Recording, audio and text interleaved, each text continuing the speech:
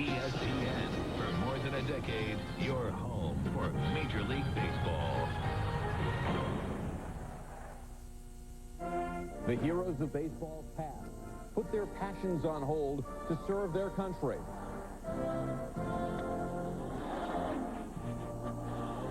Today, they're honored along with the millions of others that serve this nation.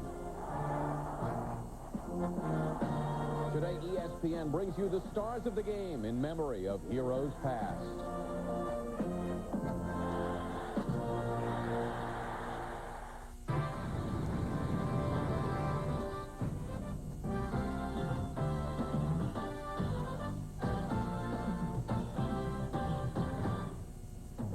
Andy Pettitte looks to get the Yankees back on track in the Bronx this afternoon against the Oakland Athletics. Most of you will see the Yankees in the A's.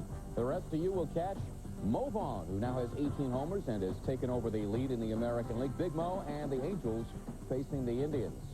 How you doing, everybody? Larry Beal in the studio. And first, happy Memorial Day to you. We've got a triple header planned on the Worldwide Leaders family of networks. Let's get right to the schedule. 4 p.m. Eastern on ESPN. Astros and Rockies. Pedro Astacio going for his 7th win for the Rocks. ESPN2 has the Cards and D-backs. Big Mac with 20 homers. Some markets will get the Braves and Cubs. At 7 on ESPN, the Rangers and Tigers go at it. Over on the Deuce, the Mets will go for 4 in a row in Los Angeles. Some markets will see the Marlins and the Pirates. Our holiday triple header coming up right after the break. Enjoy your game, and we will be here with updates all day long.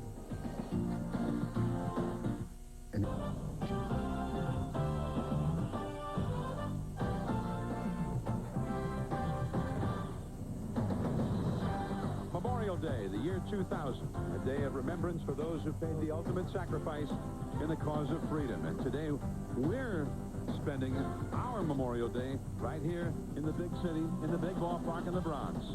ESPN beginning its long day of baseball coverage on this holiday, America's game at Yankee Stadium, as the Yankees take on the Oakland Athletics, the start of a 3-game series. Hello, everyone. I'm John Miller with Joe Morgan, and here we are again. We were just here a few hours ago for that epic struggle. Pedro Martinez, Roger Clemens, a game I think that will go down as a legendary game and be remembered years and years from now.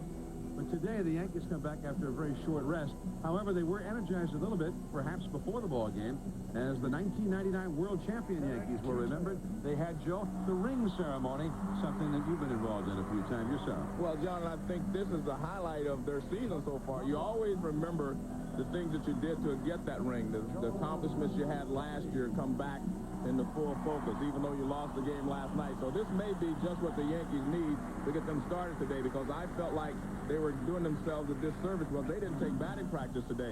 And a lot of times, if you don't take batting practice, get out there, run around just to get loose, the last thing you remember is Pedro shutting you out last night. And it was quite a ball game here last night.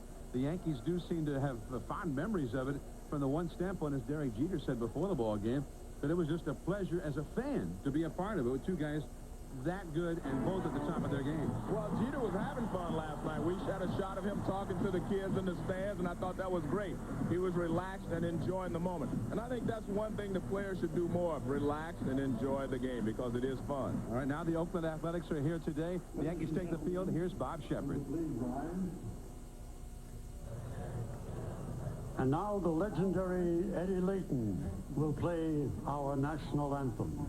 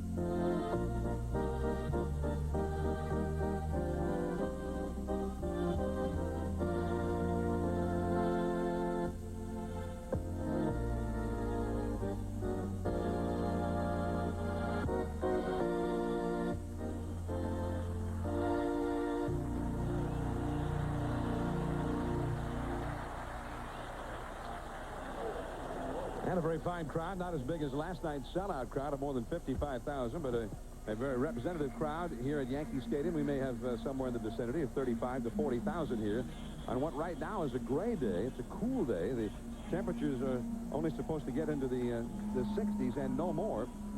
And that was part of what Derek Jeter was saying last night. That was so much fun about last night's game. It felt like October baseball, all things considered.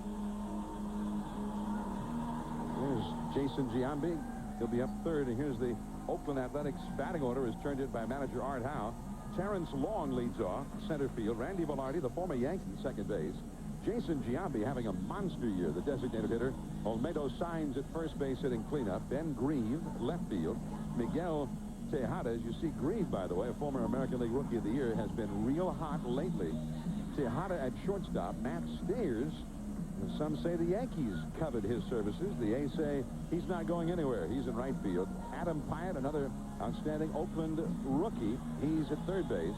Sal Fasano is the catcher, batting ninth. And they'll be facing the veteran Yankee left-hander Andy Pettitte, making the start today.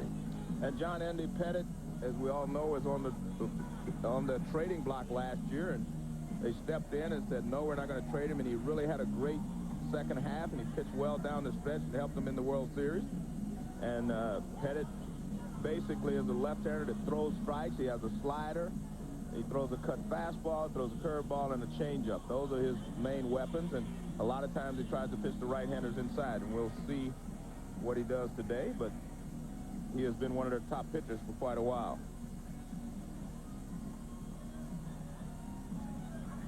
And this is the defense that they will employ behind him today. Pretty much the same defense that they had in yesterday's ball game. And Posada is playing behind the plate after being hit by Pedro last night. I thought he might have gotten a day off since it was a day game following the night game, but he's in there again today. And he got hit on the left elbow yesterday, and he had taken a foul tip off the same spot the day before. So he's learning the rigors of being an everyday catcher in the big leagues. He shared that position last year, of course, with Girardi, who is no longer here. Now he's the man. So Terrence Long will lead it off for Oakland. And with this Oakland ball club, having a left-handed pitcher usually is advisable. I mean, this club has more left-handed power than any other ball club. Guys like Jason Giambi, Ben Grieve, Matt Stayers, and Terrence Long, their leadoff man. Fastball in there for a called strike, but they're on the way.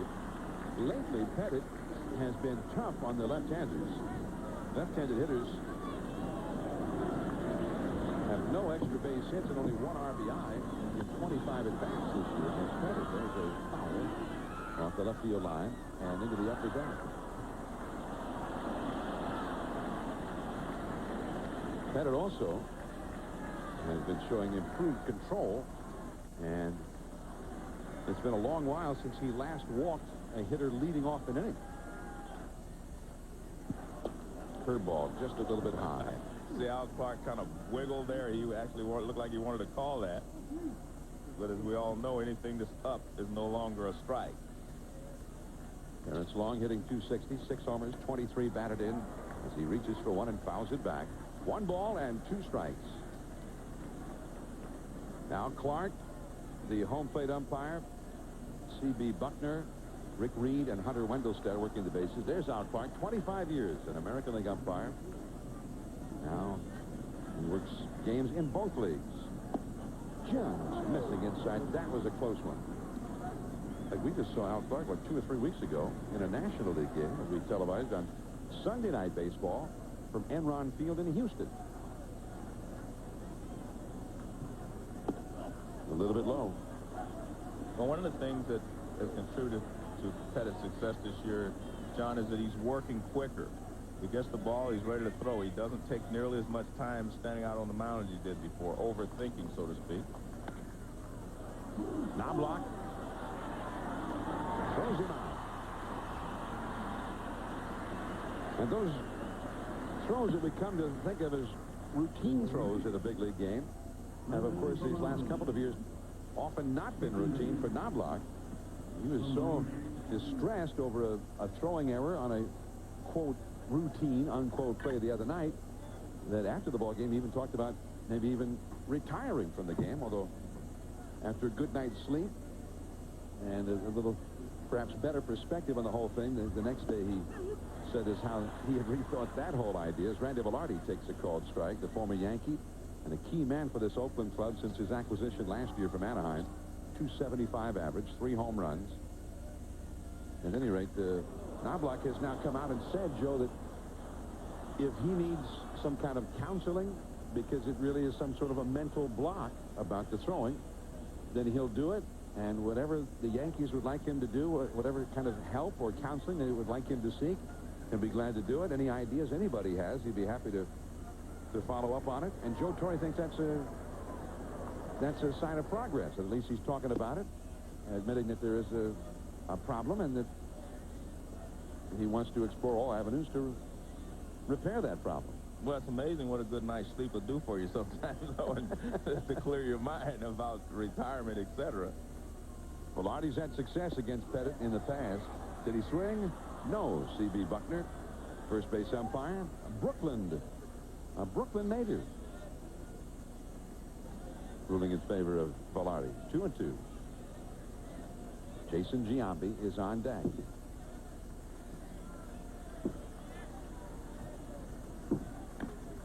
Back to Pettit.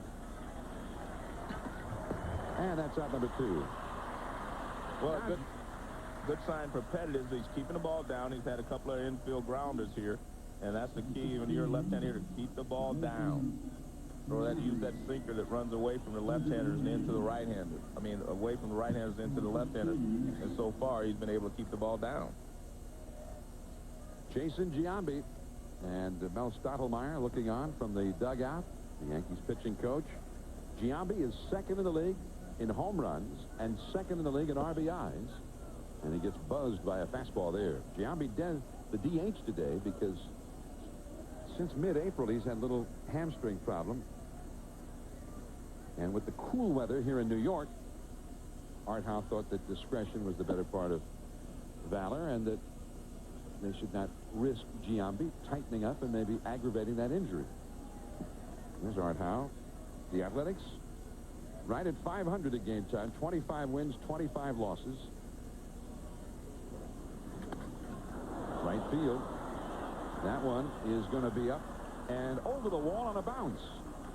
It's a double for Giambi. Just a liner that hopped up over the wall. And Giambi with his 5th double of the year. He can hit, John. I mean, he attacks the ball. I mean, he probably could hit for a much higher average if he didn't hit it for as much power, but he put the combination of power and good hitting together. I mean, that's a beautiful swing. Fastball down and in where most left-handers like it. But, I mean, he really ripped that ball. Paul O'Neill didn't even have a chance to chase it down. And lest you think that he's just come out of nowhere overnight, last year, Jason Giambi had 33 homers, 123 batted in. He had 110 RBIs the year before that. Olmedo Saenz takes a called strike. A right-handed hitter, platoon player for the A's. He's got a very potent bat, hitting .314. 3 homers and 14 batted in. Jason Giambi also came into the game today hitting .294 for the year and a .296 lifetime batting average. So he's not just a big slugger up there wailing away. Derek Jeter throws out Saenz, and that's the inning. Giambi stranded out. The Yankees coming up. Knobloch, Jeter, and Paul O'Neill against Omar Olivares.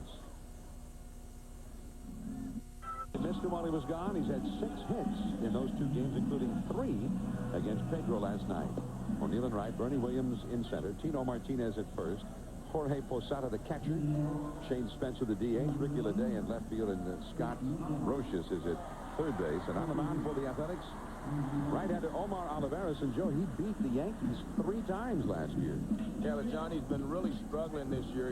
Hasn't been able to get the ball down. He's a sinker ball pitcher, and he has not been able to get the ball down. In fact, what they've done is that's why Fasano is catching today. They want him to work with him. He seems to be able to give a lower target, and they want to really work with him and try to get him just to throw strikes. He's been nibbling a lot, getting behind and getting hurt. They want him to throw strikes, just try to get out in front of a few hitters. And he has not had a lot of success against Knobloch or this lineup. I mean, even though he beat them 3 times last year, these guys have hit him pretty well, the guys that play every day. There's a called strike to Chuck Knobloch. Not many pitchers beat the Yankees 3 times. Not last year and the last several years. 0-1. Right back to Olivares. That's good sinker, the sinking action on the ball there, and it was pretty much sinking down. Let's take a look at the defense behind Olivares, which hopefully will be important for him. The infield, especially in Randy Velarde at second base, is the key guy. Tejada at short. Those guys will hopefully, for Olivares' sake, will get a lot of ground balls today.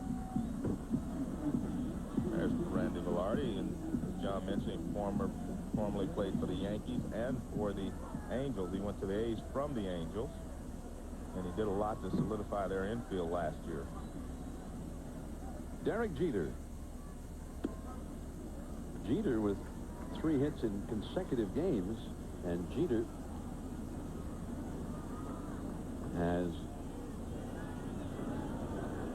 done that for the first time this year. I mean, he'd really been struggling before he got hurt. Last year, 3 different times he had 3 hits or more in consecutive games. And he's done that 11 times in his career. Can he make it 3 straight games? One of the things, John, that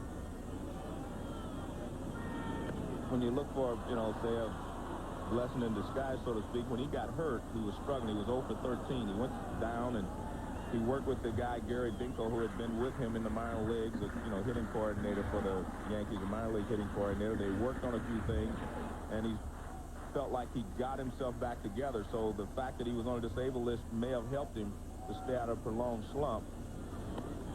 Off the hands to shortstop, Tejada throws out Jeter. 2 men gone, and Paul O'Neill coming up. And one of the things that they did while they were down there is that they moved him. It moved his hands away from the plate a little bit more, and he was leaning out over the plate too much.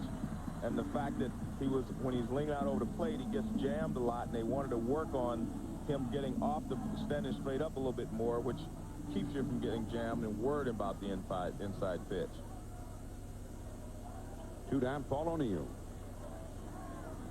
No score here in the first inning. And that's a ball up and away. Omar Olivares was acquired last year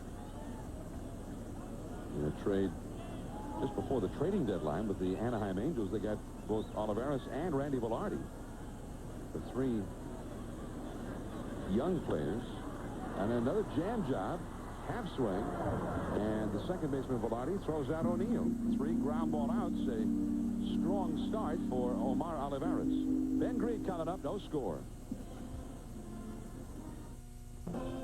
And a lot of baseball coming up later here on ESPN and ESPN2 at 4 o'clock Eastern, 1 Pacific. It'll be the Houston Astros at Coors Field in Denver. There could be some big flies in that one. That's on ESPN. And the Cardinals at Big Mac take on Matt Williams in Arizona on ESPN2 at 7. Texas at Detroit against their old teammate Juan Gonzalez. That's on ESPN. They're throwing pitches, and we haven't even finished telling people about the rest of the day here.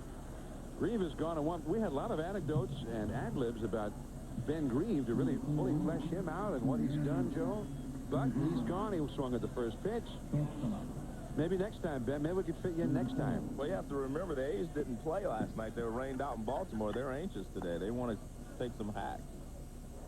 That was Ben Grieve, by the way. Here's Miguel Tejada. 7 homers, 35 batted in.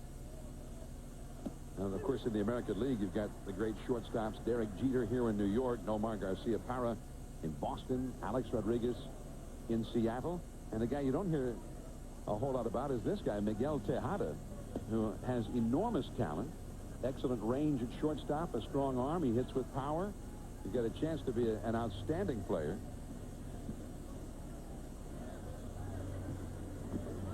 Tejada hit 21 homers last year.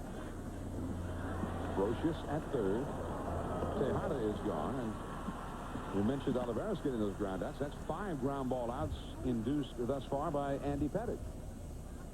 And, John, you were talking about Tejada and how much promise he has. Last time we were doing a game, his bat speed was 93 miles an hour, I believe, which is amazing, and it's quick, obviously. That's in the upper echelon of the guys that we have timed, not just this year, but over the history of the bat track.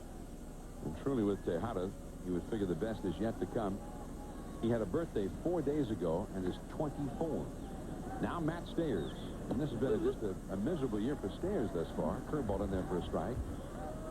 The most news he's made, really, has been the constant rumors about the Yankees, for instance, being interested in acquiring him in trade. Fastball over the outside, strike 2 call. I'll tell you what, Andy Pettitte is dealing out there so far. I think he probably was inspired by Roger Clemens and Pedro Martinez last night. I mean, he is painting the corners and making great pitches. Now, we know he's capable of that. Pettitte, just 2-3 years ago, looked like he was going to be one of the outstanding pitchers for years to come. But he, except for the second half of last year, has not put much together in the last couple of years. That curve is low. 2 balls, 2 strikes. In fact, there were a lot of rumors that he was going to be traded near the trading deadline a year ago, and Joe Torre pleaded the case to Yankees managing partner George Steinbrenner, and Pettitte, not traded, ended up putting together a real strong second half. He jammed Stayers on that one. Another ground ball out. Knobloch lobs it over to first. 3 up, 3 down. Strong beginning for Pettitte. Bernie Williams comes up now. No score. Year 2000 on ESPN. No score. Last of the second coming up. Coming up tomorrow on a special edition of SportsCenter for 1 hour, Indiana coach Bobby Knight live. That's right, a full 1 hour with the Hoosiers head man. That's tomorrow, 6:30 Eastern on ESPN, and an exclusive interview with Roy Firestone and Digger Phelps from Assembly Hall. This will be the only TV interview Bobby Knight will be doing. Bernie Williams, first ball swinging, and a diving catch on a ball that was slicing away by Terrence Long. Nicely done. You're going to have to stop doing these promos.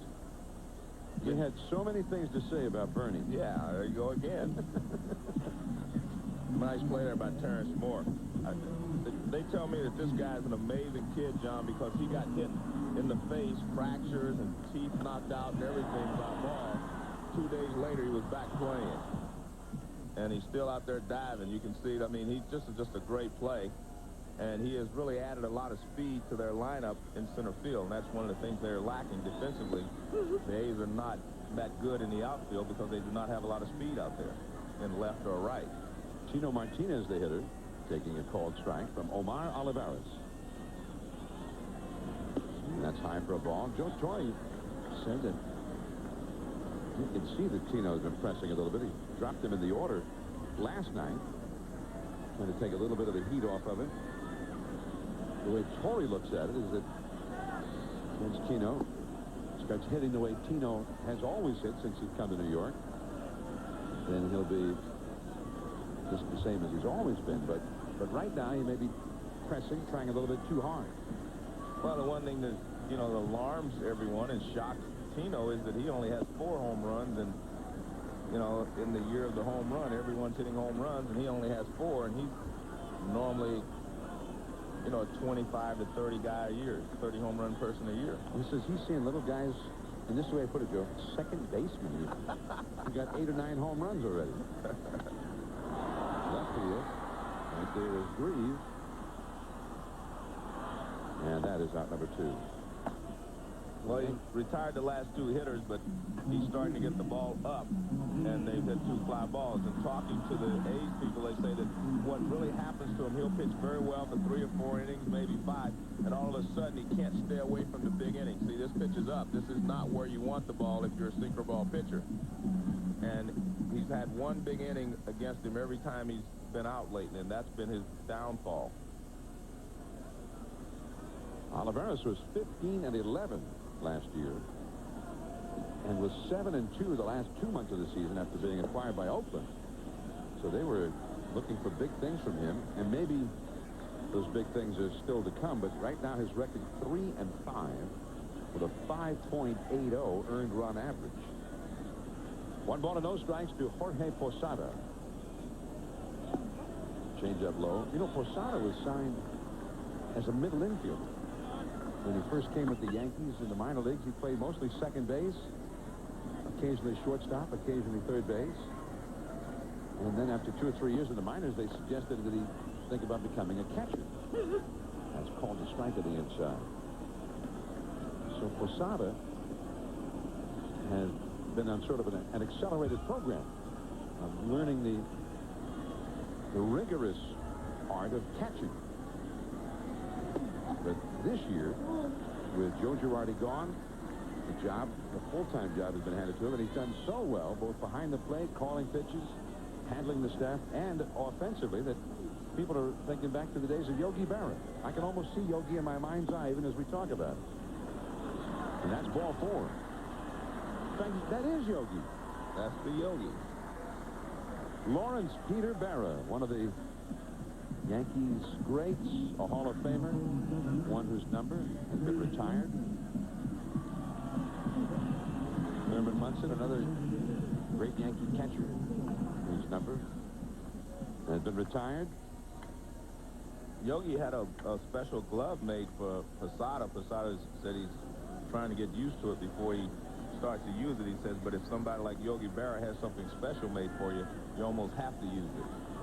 And I saw Yogi last week. I went to the New Jersey Devils hockey game with Yogi and the owner, John McMullen, and they were talking about the glove he made. He said he made a special web. Yogi said his glove that he used had a special web in it, and that's why he was able to hang on to foul tips a lot. And that's what they're trying to make. Well, he had it made for Posada, but Posada's not comfortable with it yet. So once he gets comfortable with it, he feels that he'll be able to hang on to a few more foul tips. Shane Spencer, the hitter. Posada back to first. 0-2 to count for Shane Spencer. Yogi Berra, Posada has been doing almost all of the catching for the Yankees. I mean, there's only been about 4 games this whole year up till now that he has not started. And even games that he did not start, he eventually got into. 1 ball and 2 strikes. Yogi Berra is the Yankees' Ironman catcher. In 1954, when the schedule was only 154 games, Yogi caught 149 of those games.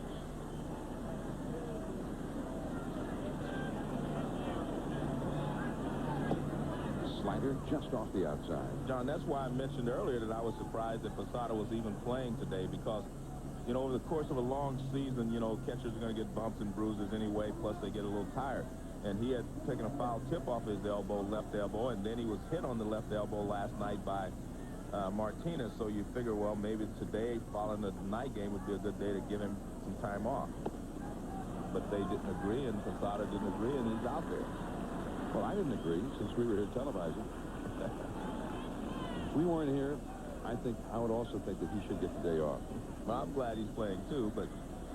and you mentioned Yogi catching 149 out of 154. I remember Johnny Bench doing something like that, 150-plus out of 162. So it's amazing sometimes that they can do that.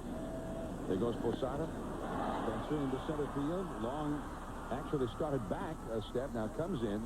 And that is the inning. 1 man left on. We're scoreless after 2 innings. We head to the 3rd. Stay with us. Yankee Stadium, Major League Baseball coverage. Next Sunday night on ESPN, Sunday Night Baseball. Steve Finley has just been incredible. 18 home runs. The Arizona Diamondbacks in interleague play against Ivan Rodriguez and the Texas Rangers for the ballpark in Arlington. 8 Eastern, 7 Central, 5 Pacific. Don't miss it. The Stars will be out. There's a chance there'll be some thunder in that ball game. Arizona, Matt Williams is back now. Jay Bell. Rubiel Durazo. Of course, that Rangers slugging lineup. We saw them in person just last week with Rafael Palmeiro. Rusty Greer is supposed to be back now. The batter, by the way, is Adam Pyatt, and Oakland has had a whole bench full of excellent young players coming out of the farm system, and this is the latest in a long line of those. That's pulled foul. He's out of Mississippi State University. This is only his 4th year in pro ball. Adam Pyatt, 24 years of age, born in Chicago. Last year started the year in Double-A ball, hit .345 at Midland with 39 homers and 135 runs batted in. Facing Andy Pettit, cutter, rolled to third, Brocious throws him out. Scott Brocious, who, of course, had been with Oakland, had the worst year of his life, and the Athletics traded him here to New York, and he was born again in the Yankee pinstripes. The Yankees have won the World Series both of the years he's been here. He had an outstanding year 2 years ago. Really a mediocre year last year until the World Series. Both of his World Series he's been outstanding. A .375 World Series average in those two series. Now Sal Fasano, the Oakland catcher. Caught by Knobloch. Didn't really need to jump up for it. That one started to sink. He jumped up and then reached down. Actually, the ball started tailing away from him a little bit too, John. And when he jumped up, he had to reach off to the side as well as reach back down. Now watch, this ball kind of starts at him, and then it'll start to curve away. And he jumps, like John said, right there, and then he reaches off to the side as it tails away from him a little bit.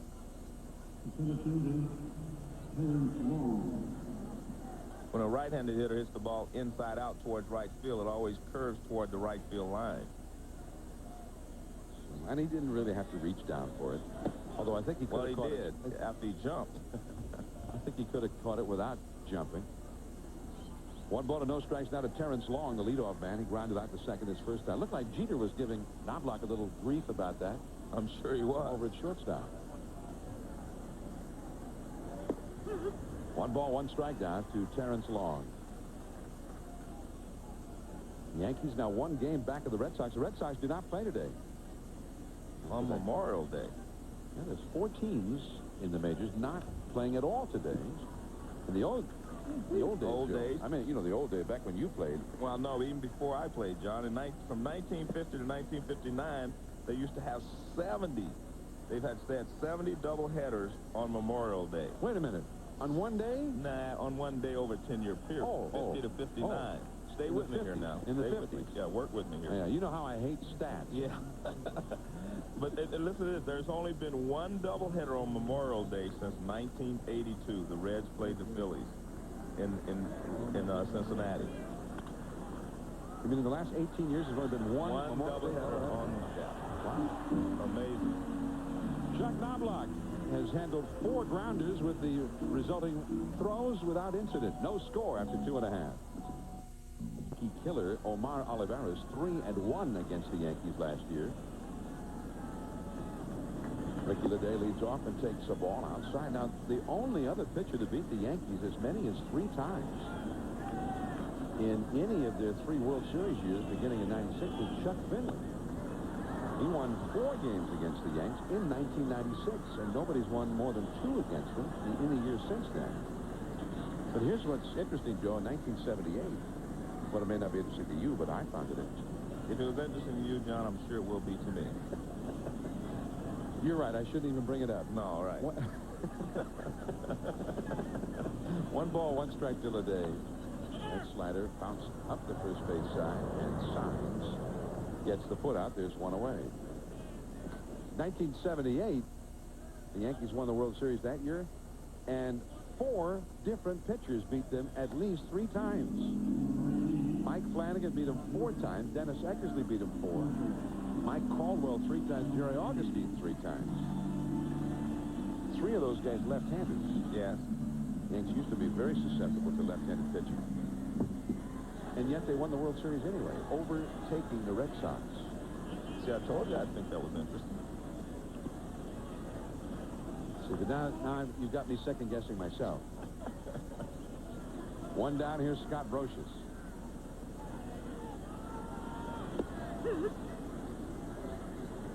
Brocious with a count of 1 ball, 1 strike. Brocious, who also had that strained oblique muscle. The Yankees had 3 different guys. Derek Jeter said it's almost like a virus that's gone through the clubhouse. He had the problem. Not much foul territory in that part of Yankee Stadium. The Signs could have been over there with maybe 10 feet left before he got to the box seats. Had this been the Oakland Coliseum, could have caught that one easily. Jeter had that rib cage muscle pull. Brocious had it. And it has plagued the Yankees. Right now, the starting pitcher, El Duque, Orlando Hernandez, has a back muscle problem. Caused him to miss a start on Saturday. 1-2 the count to Brocious. Did he swing? An appeal? Yes. Buckner, the first base umpire, says he swung. Strike 3. First strikeout for Olivares. Well, it's a slider breaking down and away, and Brosius tried to stop his swing, but he was not able to, according to C.B. Buckner. There's a breaking ball, and the barrel of the bat does seem like it goes too far. This is the angle that it would have from first base. Very, very close. Leadoff man Chuck Knobloch hit a comeback for his first time. Slider just off the outside for ball 1. By the way, Duque, they were not sure last night as they were treating him in the trainer's room all through the pregame part of the night, whether he'd be able to start it next time or not. There's a strike to Knobloch. Apparently today he has recovered sufficiently that the medical staff of the Yankees has given him the go-ahead to go ahead and prepare for his next start, and he should be able to make that start. On the right field line, that's in there, base hit. Base hits have been in short supply for the Yankees these last couple of days. Actually, that was a very good pitch by Olivares, down and away, and Knobloch kind of flipped it off the end of the bat down the right field line. He didn't try to pull it. If he tries to pull that ball, it's a pop-up. Now watch, see that pitch, that's a down and away, and he just fights it off going the other way, and he hits it down the right field line. Good job of hitting there. But you can see they had him played that way. So he only gets a single. Knobloch last night made contact 3 different times against Pedro Martinez. He was hit by pitches last time. Saw that contact too. Okay, well, that's Pedro made contact with him. But we had a note last night that he had swung and missed at only 12 pitches the whole year before last night. I don't know who keeps track of such things, but that's an amazing statistic. You know, out of 200, I guess 215 or so swings, more than that. It was 214 going into last night. That's amazing. To only swing and miss that many times and that many at-bats. And that's Knobloch you're talking about. I mean, Jeter, he swings and misses all the time. A lot of times. He's a free swinger. But Knobloch, it's tough to get one past him. One strike to count to Jeter. That's a foul out of play. All right, so what about Knobloch, the leadoff man, taking off here at some point? I think he should be stealing here, Joe.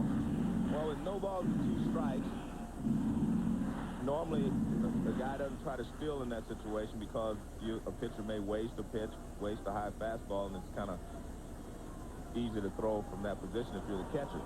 But after that, I think if you're a base stealer, I think you need to steal a base early in the count anyway. But as you and I were talking on the way out this morning, base stealing is, compared to power, is down anyway. And there's 4 attempts for Knobloch this year. He's not been stealing much. Seems like this is one of those times where a steal could be very beneficial. Well, for a couple of reasons. Obviously, if he doesn't make it, Jeter starts off the next inning with a fresh count. He also, Jeter is one of the guys that gets on base in front of Paul O'Neill and Bernie Williams. If he does make it, he's given Jeter a chance to drive him in. Or if he's running and Jeter happens to find a gap someplace, it'd be easy for him to score. See, that would have been a great pitch on which to steal. I was trying to tell him. Well, I think that he's, well, Lee Mazzilli is the first base coach, and he's talking to him about it. Mazzilli was a pretty good base stealer when he played for the Mets. So maybe I'm looking for a fastball up and away. Casey's running. They want a semi-pitch out there. See that? There's a fastball down and in. Yeah, but it was a fastball, so. 2-2 the count. Well, he's got to run now. I don't know what he's waiting for. Well, I'm not sure he's going to run now. If he's waited this long, he basically says that he's going to see what Jeter can do. There's Willie Randolph over at third. He's the third base coach, relaying the signs. But I'm sure guys like Knobloch, Jeter, these guys are on their own when they're on first base. They have a green light to go whenever they feel like they get a good jump. Look at the strained left forearm. Kept him on the shelf for a few days. Down the third base line, past Pyatt. Rolling into the corner. Green going after it. Knobloch's going to be waved down by Willie Randolph as the ball bounces away from Grieve in the corner. Knobloch scores, and Jeter ends up at third. 1-0 Yankees.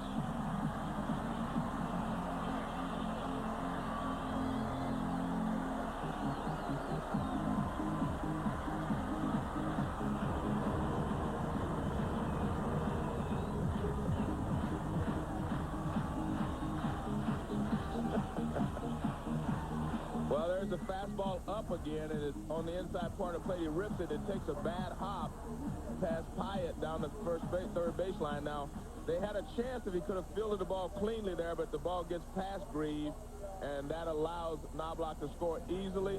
Now, here's Grieve. That's a tough carom. He's not able to play it. If he would have gotten it on the carom, they had a chance to get Knobloch at the plate, but they didn't, and he ends up with a... Well, they called it a double and an error on the left fielder. I'm going to be honest with you. I don't think that should be scored as an error. I don't think so. Yeah, that was not an easy play. I mean, I don't think he played it properly. No, but he got over there, and he was waiting. The ball carried him back past him. He thought he was in the right spot. Yeah, that's a tough scoring decision right there. O'Neill lunging for one, and the unassisted put on for Olmedo's side. But the Yankees, for the first time since Saturday, score a run. Velarde, then Jason Giambi coming up for Oakland. The Athletics nothing as we start the fourth inning. Randy Velarde leads it off against Andy Pettitte. Velarde shows bunt, takes a curveball too low. He'll be followed by Jason Giambi, the big slugger, and then Olmedo signs. Velarde was out for much of the early part of this year. Velarde is only playing in his 19th game of the year. This is Oakland's 51st game. 2 balls and no strikes. And that was a very serious loss for the Athletics. I mean, he adds a lot to the top of the order. He's one of those guys who makes things happen. He's a good hit-and-run man hitting second. When he gets on base, and he gets on base a lot, he draws a lot of walks. Gets on base for the RBI men. He can steal bases. Fastball on the inside for a called strike. He had a left posterior knee strain that occurred right at the end of spring training.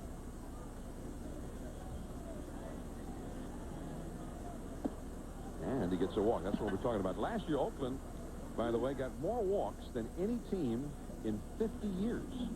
More than the Yankees. I mean, much has been made the last 3 or 4 years. And I admit it, I'm one of those who made a lot out of it. But how patient they were, the deep counts, all the walks that they received. And Oakland was sort of in the same mold in that regard as a lineup and got even more walks than the Yankees last year. Here's Jason Giambi. Big and strong. Ooh. Left field. Ricky Leday. And Giambi got on one pitch. Now, that is unusual. Well, it was unusual for 2 reasons, John. That wasn't a good swing. It looked like it was something off speed. He was looking for a fastball, it appeared, but because it was up, he went ahead and swung at it. But it was like he goes out there, watch him go out. See, it hesitates a little bit. You can't see that hesitation on the slow motion, but he actually hesitated a little bit, and then he swung, and you can see he's very upset with himself because that was not the pitch that he usually, gets to attack. He's usually a little more patient than that. And speaking of patience, as Olmedo signs, it gets hit. The left shoulder blade, or in that vicinity. So Pettitte trying to get it in, and he got it way in. Signs slowly walks up the first baseline. Well, you can see that Signs starts to dive in, and once you start there, it's kind of hard to move back. I don't mean to laugh, but I mean, he reacted loudly there. I think he was thinking it might hurt more than it actually did. That wasn't even him screaming. That was me screaming all the way up here. Oh. That hurts. I'm hurt for him. His ball 1 to Ben Grieve. Randy Velarde, who walked at second base. Olmedo Saenz, who was hit by the pitch brutally. He's at first. Ben Grieve, the hitter. Pop fly. Ricky Leday. The wind blowing it around up there. Leday had quite an adventure going for that one. 2 men gone. Fans, be sure and log on to MajorLeagueBaseball.com for the most complete baseball coverage on the internet. With live scores of all the games and current in-game stats, it's the best way to follow the action of every Major League game. That's MLB.com, your online source for Major League Baseball. Log on now. Unless you're Joe Morgan, in which case you're saying, what does log on mean? But I'm getting ready to log on soon. In another few days, I'm going to be logging on, checking it out. Well, that first day when everything's going wrong, you know, you can't get to anything that you want to get to. Yeah. Don't call me. 0-1 the count to Miguel Tejada. Actually, I'm going to have some instruction, and I'm going to tape the instructions. I'm going to have my little audio there, and I'll tape them, and so if I ever have a problem, I'll know where to go. I've seen you with mechanical things. If I were you, I'd hire them to just move in. Just walk with me. Yeah. 0-1 the count to Tejada. Velarde at second, Saenz at first. Now blocked. And that's the inning. 2 men left. We go to the last of the fourth. Bernie Williams, Tino Martinez, and Jorge Posada coming up. 1-0 Yanks. The Yankees lead the Athletics as we go to the last of the fourth inning. Be sure to pick up the latest issue of ESPN, the magazine, with Randy Johnson and Pedro Martinez on the cover. Inside, if hitters own the game, why can't they solve the big unit and Pedro? Plus, catch the latest Major League news and features.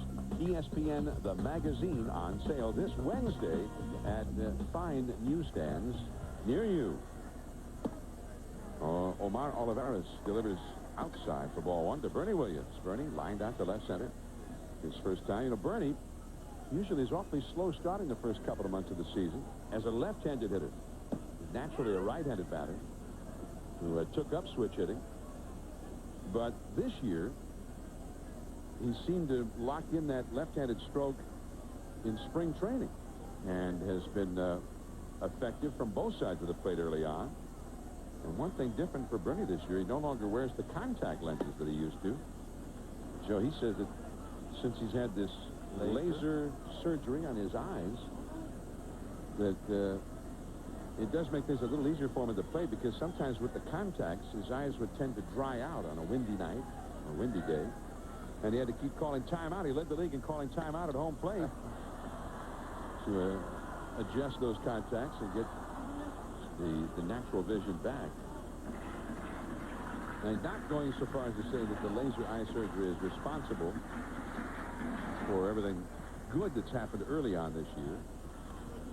But he does say that he had those at-bats where the eyes kind of dry out, or sometimes they tear up.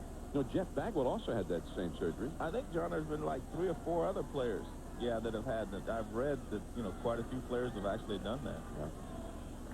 Well, Bagwell, that is strike 3 called in the inside corner. And Bernie is gone. He's 0 for 2. Good job there by Olivares. He was away, and then all of a sudden he busted him inside for strike 3. Good pitching. Now let's see, you see the target right on the inside corner. Fastball starts off and moves back. And Al Clark kind of punches him out there. He gave him a left and a right on that one. He did? Yeah. Al got a little, it's subtle. Yeah. There's a little style there. There's Tino Martinez. That's a called strike. Tino flied out to left his first time. 1-0. The Yankees lead in the 4th inning. Jeff Bagwell said that wearing the contacts, he'd have as many as 50 at-bats a season. That ball is fouled away. 0-2 the count. We get another look here. Now watch Al Clark. Watch the umpire. Don't watch the strike. Watch him get up and throw a left and a right, no, a right and a left. Started with the right. Yeah. And the left was really the knockout. Yeah. 0-2 the count to Tino. Posada on deck. 1-2. And Jeff Bagwell, going back to that, said that he had maybe 50 at-bats a year where his eyes would start to tear up because of the wind or whatever, the elements.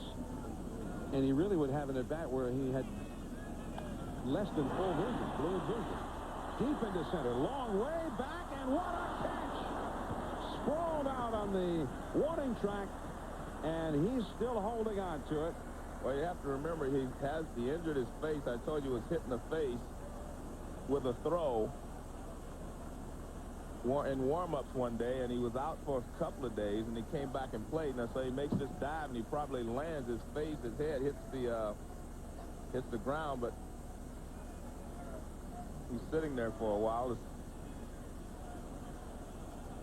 Well, watch what happens. He actually turns the wrong way.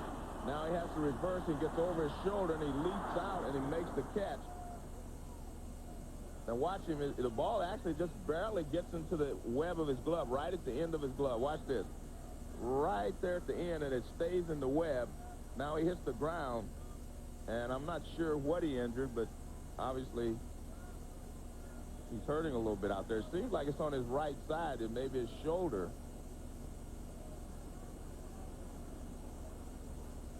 Omar Oliveras at the mound, talking it over with catcher Sal Fasano, meanwhile. And John, what he's actually, I bet you what he's talking about is he has his sinker. He's talking about the pressure that he puts on his index finger. When he pulls down, he gets the sinker. When he drops his arm, it stays sideways, and he doesn't get the sinking action. And that's exactly what it is with there you see him talking about the pressure that he puts on his finger. And that's what he means. He needs to get more sinking action on the fastball. But they're worried about Terrence Long because he's really added a special dimension to the A's defensively with his speed in the center field, because the Coliseum is a big center field, and obviously here in New York, that's a huge area to cover out there, and he does a great job in the outfield. Bob Aleo, that's actually Larry Davis. Yeah, Larry is out there with him. Yeah. Look at this, right in the end of the glove. You can still see it. And trying to hold on to it, I think his elbow may have hit the ground and jammed his shoulder. Him trying to stretch his right shoulder. Larry Davis told me that he is one tough kid, because he said, you know, when he got hit in the face, that everyone thought it was going to be a month or 3 weeks to a month that he would be out, and he only missed like 2 days. He said the doctor told him, as soon as you can stand the pain, you can go back and play. And he said he wanted to play one day later, but it was a night game. It was so cold that he couldn't really breathe because he couldn't open his mouth, and the cold weather was killing him. So he waited one more day, and he missed 2 days out of all that time, with all the problems he had. He's going to stay in this ball game. Just a fabulous catch on that deep drive by Chino Martinez. And Jorge Posada will come up now. Terrence Long had been with the Mets and was acquired in the Kenny Rogers trade by Oakland back at the end of July last year. Posada. Wow, that was awfully close. Called a ball. Glad you mentioned that, John. They were explaining to me, the A's organization, that a lot of times when Oliveras tries to keep the ball down like that and he doesn't get the call, he raises it, and that's when he gets in trouble. They said he needs to just keep throwing the ball down, down, down, and he'll be successful. But when they do not give him the calls, he seems like he loses concentration and raises the ball up, and then the hitters start knocking him around a little bit. 1-1 the count to Posada. The Yanks lead 1-0. Look down. And that got him. As the Duke used to say, John Wayne, those old westerns, did he get you, Duke? He just grazed me. He'll be all right. Well, let's take a look here. Well, that definitely just grazed him, because it probably just touches the uniform. And if it touches the uniform, it's considered a hit batsman. It doesn't have to hit meat or body, hit your body. If it touches any part of your uniform, it is considered to be a hit batsman. Shane Spencer now, 1-0, New York ahead. Back to the screen. Spencer, flied out to center his first time. Joe, you mentioned about Terrence Long. It was May the 10th, 19 days ago, He was hit in the mouth by a thrown ball during batting practice when they were in Anaheim. And as you said, he only missed 2 games because of that, although he has not hit very well since then. I was going to mention that he played good defense, but he was hitting very well before that happened, and he has struggled since. Since that time, has had only 12 hits in 61 at-bats, a little bit below 200. And he was hitting well over 300 until that time.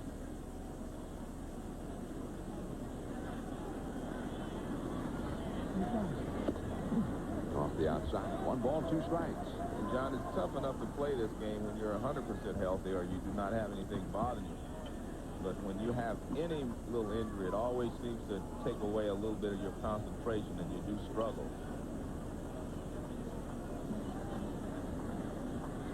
Derek Jeter, just himself back from an injury, put him on the disabled list. That's a drive down the left field line into the corner. This one is foul.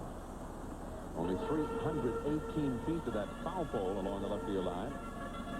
And Spencer took aim at it, but it was a little bit wide. 1-2. Of course, in the old days, when they first built this ballpark, 301 to that foul pole.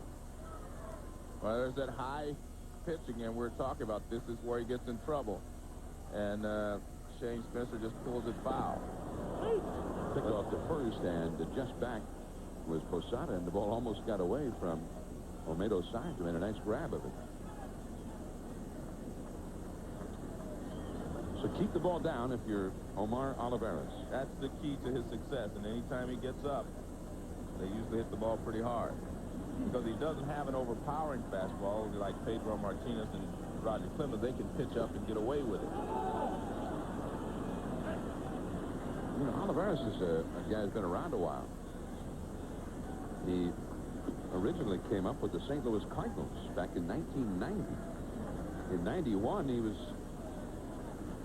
really 91 and 92, one of their top starting pitchers. And he spent time with the Rockies, the Phillies, Detroit, Seattle, Anaheim. He's been a traveling man.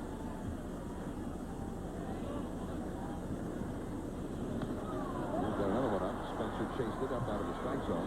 Popping it foul. A lot of room behind the plate here, and making good use of it.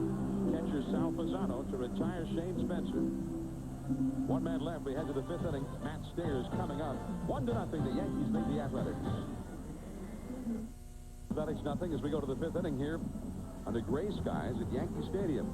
Now, join ESPN tomorrow night at 8 Eastern for Game 1 of the Stanley Cup Finals.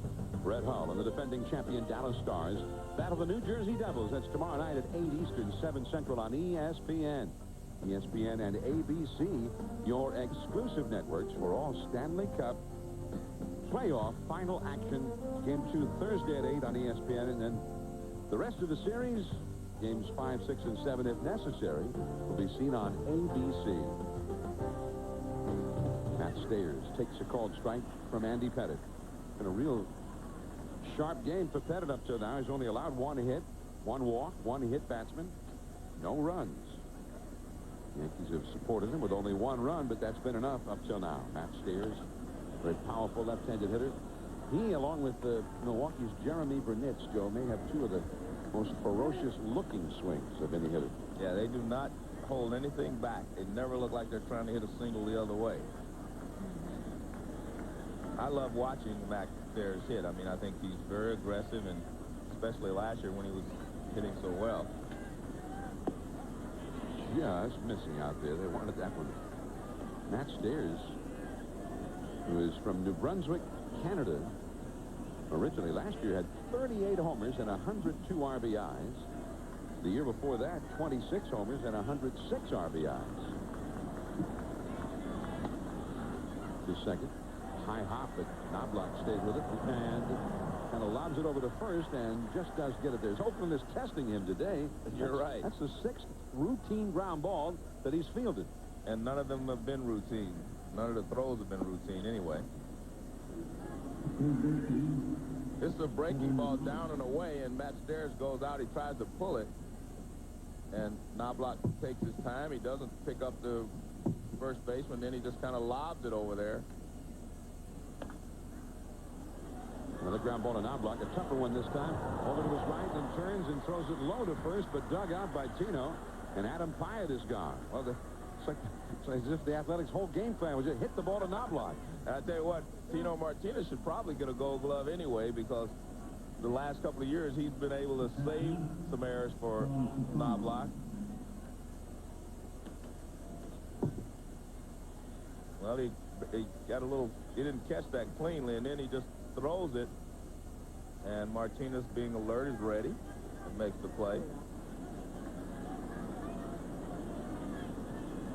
Definitely not routine. 7 ground balls to Knobloch, plus a line drive. But I guess if you're looking at it on the positive side, he's been able to retire all 7. I mean, I'm a bottom line guy, Joe. Thank you. I mean, as Westall said, they don't draw pitchers in the scorecard. They just put the assist number there. You know, I never heard that saying.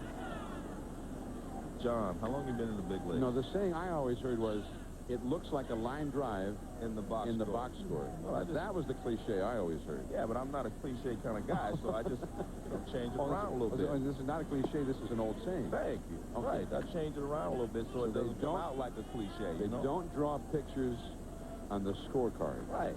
You just draw that he got the guy out. Yeah, you just put assist. Right in. Put this, right, the assist number. 4-3. 4-3. See, I don't have any pictures here. I have 4-3, 4-3, 4-3, 4-3. About 7 times. Yeah. You call that a 4 right there? Hey, you take the shortcut and just put 3 down. What, are you practicing to be a doctor? What kind of handwriting is that? 3-1 the count to Sal Fasano. You know, and I could almost see Sal looking at Knobloch. I think he was trying to hit it over to Knobloch. Really. See, all these guys trying to hit the ball to the right side. Trying to go the other way, right? Well, this could be good for Knobloch. Yeah, I mean, well, everybody in the whole lineup is hitting a ground ball at nobody but him. Well, you're right. I mean, it could be. Maybe he'll get the confidence because, as you mentioned earlier, I mean, he said that maybe he does have a mental problem with throwing, and maybe that'll, I mean, if he can be successful enough, here's another old saying, success breeds confidence. So if he's successful in getting these guys out, his confidence level will rise. Fasano is down on strikes. Andy Pettit, after 11 ground ball outs, gets his first strikeout. 1-0 Yankees after 4½. And the first part of our extensive coverage of the great American game of baseball. Yankee Stadium, the home of the world champion Yankees, our first stop. I'm John Miller with Joe Morgan. The Yankees are leading the Oakland Athletics 1-0. Ricky Leday, the 8th place hitter, facing Omar Olivares, and that is called a strike with a fastball. 1 ball and 1 strike. Scott Brocious is on deck. And then Chuck Knobloch, due up 3rd in the inning. The only run of the game scored in the 3rd, a 2-out single by Knobloch. And Jeter doubled into the left field corner, driving Knobloch home. Although we thought that he really had tripled, the official scorer thought otherwise. At any rate, Jeter did get the RBI. Yanks lead 1-0 by virtue of that. Ooh, man, that looked like a split finger pitch. Well, it's a beautiful pitch in that it was an off-speed pitch and it had Leday way out in front, and it's great to throw that pitch when the hitter is looking for a fastball. I mean, 2 balls, 1 strike. He's looking dead red, and he threw him a little off-speed changeup. I mean, that reminds me of that movement we saw from Roger Clemens so many times last night. The Rocket, well, maybe he's had better games, stronger games. I mean, he had 2 games with 20 strikeouts in his career, but all things considered, last night had to be, at least until 2 outs in the 9th inning, one of the great games for him to really savor and look back on, coming against the Red Sox. The 2 teams tied for first, facing Pedro Martinez with 55,000 people here. The Sunday night baseball telecast from around the country and around the world. And really until 2 down in the 9th, he had matched Pedro, and if anything, had outpitched Pedro. Actually, I thought he had pitched better than Pedro at that point. Leday is gone, and then Pedro himself had a little hard time wrapping it up in the 9th inning, but going back to Roger, there's that splitter. He had it all working.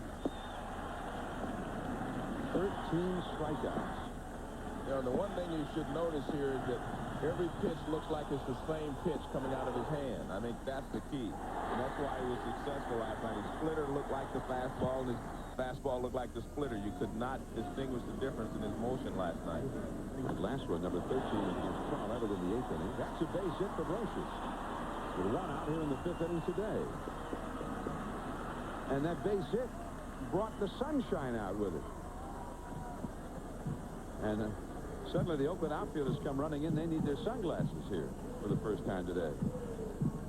So we got a little time out here because the outfielders wanted their shades as a little sun broke through the overcast.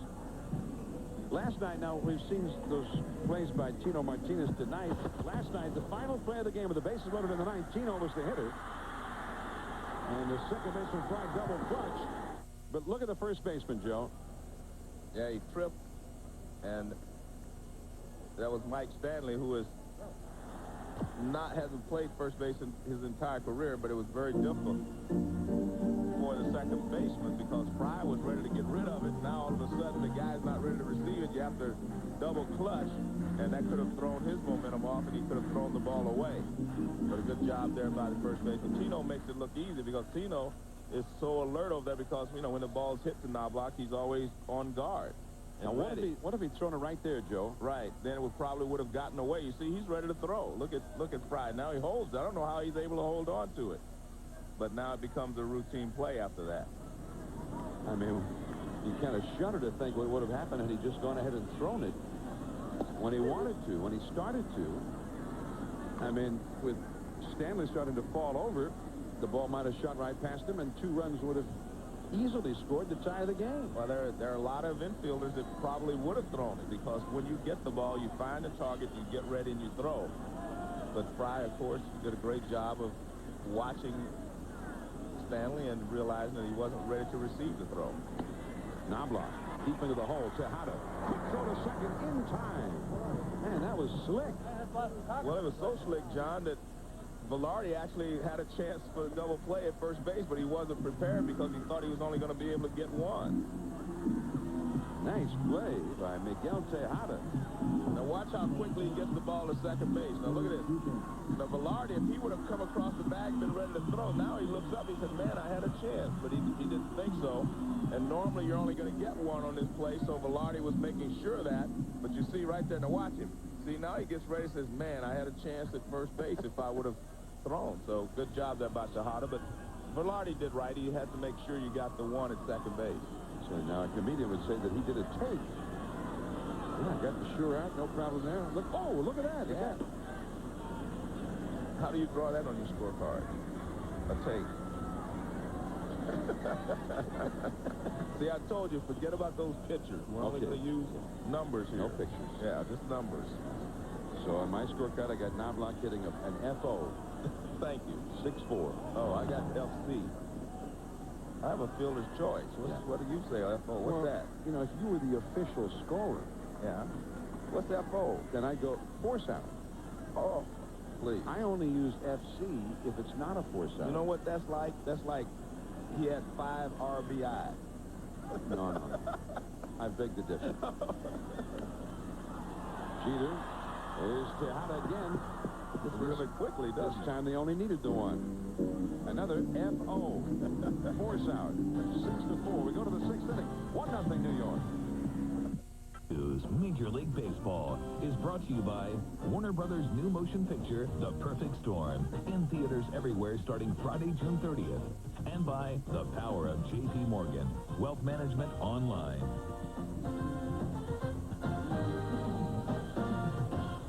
Yankee Stadium in New York, opened in 1923.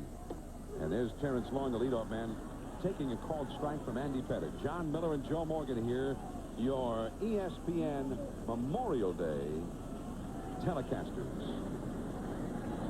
And down the right field line, right back onto the warning track beneath the foul pole, Paul O'Neill. That kind of reminded me of that ball that Bernie Williams hit last night. in the ninth inning with 2 men on against Pedro Martinez. What did you call it, Joe? A ballpark scare. A ballpark scare.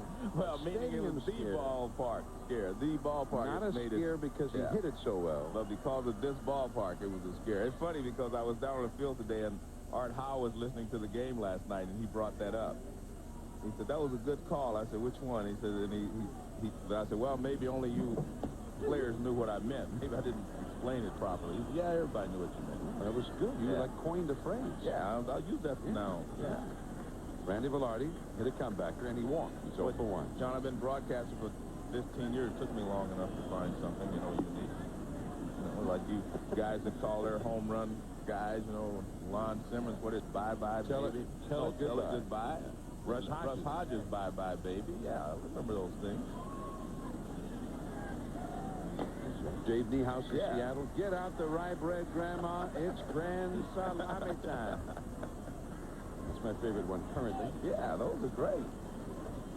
And we both grew up. Yours is ballpark scare. That's a ballpark scare. Yeah. All right.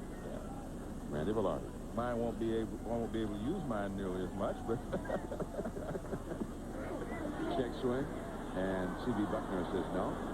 Of course, now at Enron Field in Houston, you could use it. Yeah, quite often. More and more ballparks now where that's apropos. Yeah. Yankee Stadium with that short porch in right. Yeah. The new Pacific Bell Park in San Francisco. Ball down the right field line to give you a ballpark scare. Correct. 2-2 the count to Velarde.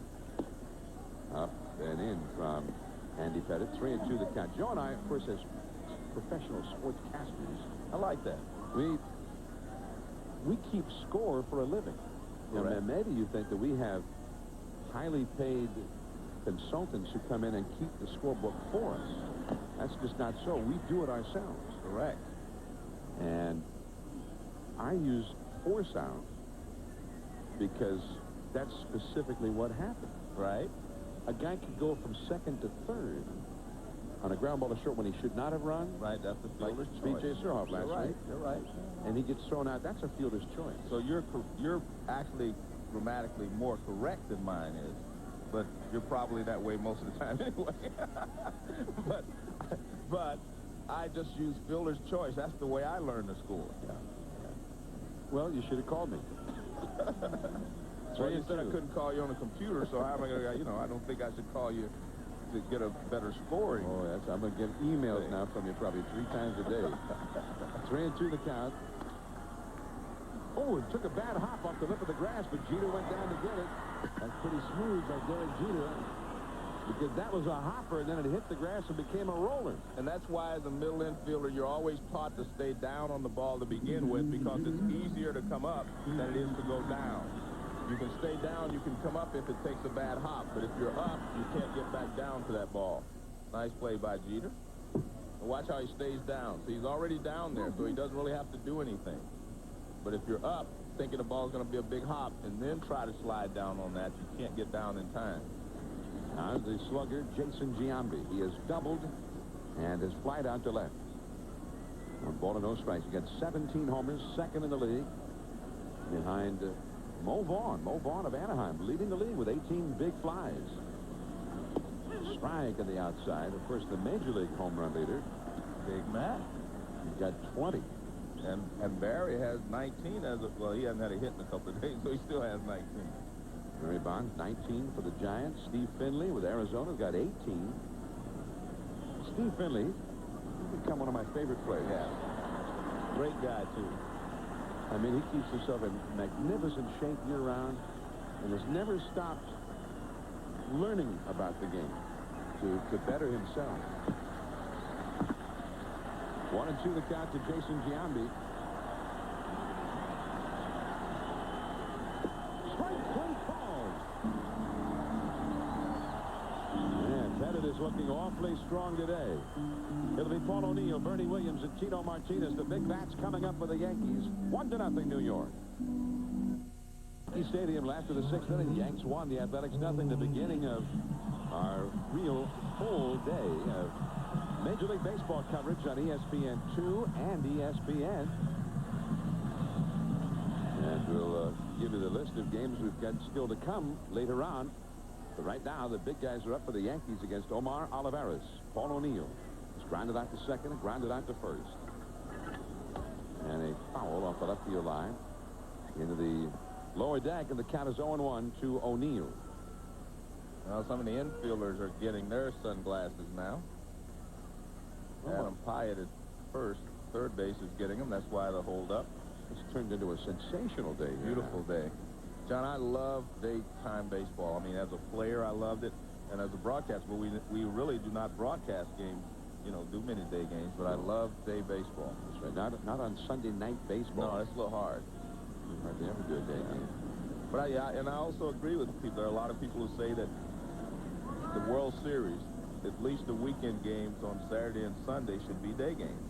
I think that would be fantastic if it could be pulled off. Just missing on the outside is Olivares. 1 ball, 1 strike to Paul O'Neill. Now, Memorial Day weekend, in addition to being a time of respect in the memories of those gallant servicemen who, in the wars through the years, have defended freedom with the ultimate sacrifice. It's a time when many will put up their American flag on the front porch, the front stoop, or in their own flagpole. But also with great relevance for the summer game, because it's sort of the stepping off point for the summer to come. Many head out of the big cities. For New England, they head off to the Cape. In the New York area, I guess they head out to the Jersey Shore or out to the Hamptons. And many head to the ballpark. And I'd say we have close to 40,000 here at Yankee Stadium today.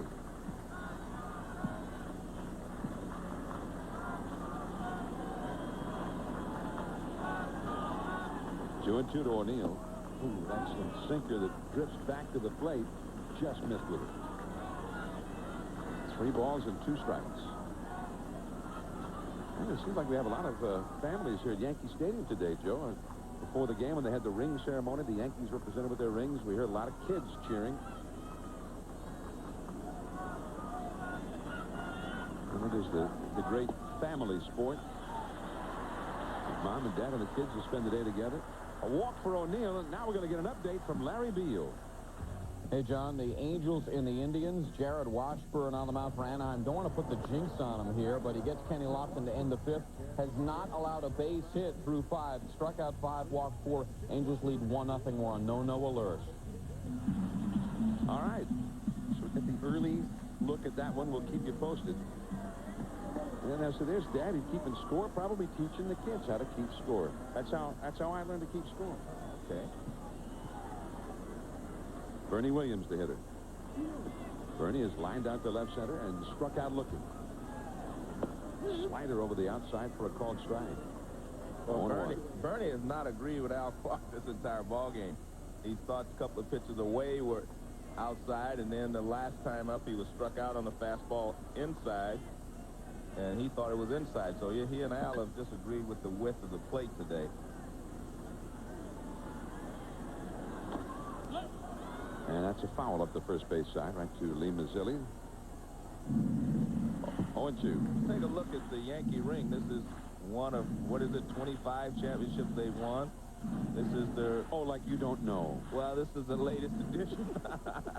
Well, hey, Yogi Berra stopped by earlier. There he is, 25-time world champion. Yogi Berra stopped by, and Gene Budick, former American League president, he was the one passing out the rings, and Yogi Berra was part of the ceremony. They stopped by to say hello to us, which we appreciate it. I mean, how many rings did Yogi get? He had 10. Oh, 14. Yogi had 14 of those 25. That means he's a pretty important man here in the Yankees scheme of things, right? Well, it's nice to see him back here at Yankee Stadium. He and George Steinbrenner were, how would you say, they were estranged. Yeah. For a lot of years, and the reason for that, Yogi got fired like 2 weeks into a season once, and he was very upset, thinking that wasn't fair, and I don't know if it was either at the time, but they didn't speak for a long period of time, but he belongs here at Yankee Stadium. He's back. Bernie drives one in the right center field deep, going back his stairs, all the way back to the wall, jumps up and it jumps the wall. The carom goes past Long. O'Neill being waved home. The relay by Velarde. Cut off, and he scores a triple for Bernie Williams. 2-0 Yankees.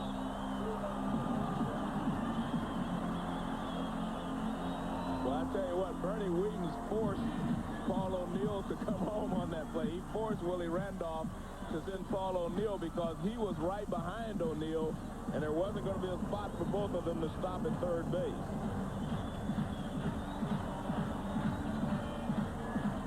Here's the pitch up again. We talked about how when he gets the ball up, he gets hurt. Now this ball, Stearns went back. He played it pretty well. He just didn't really have a chance. That ball right off the wall. Now here's the problem. Terrence Long falls down trying to play the carom. The ball bounces back, and Bernie Williams ends up at third with a triple. Paul O'Neill scores. And there was a possibility for inside the park home run had there not been anyone on first base when he hit it. Now the infield comes in all the way around as Tito Martinez stands in. 2-0, the Yankees lead, nobody out.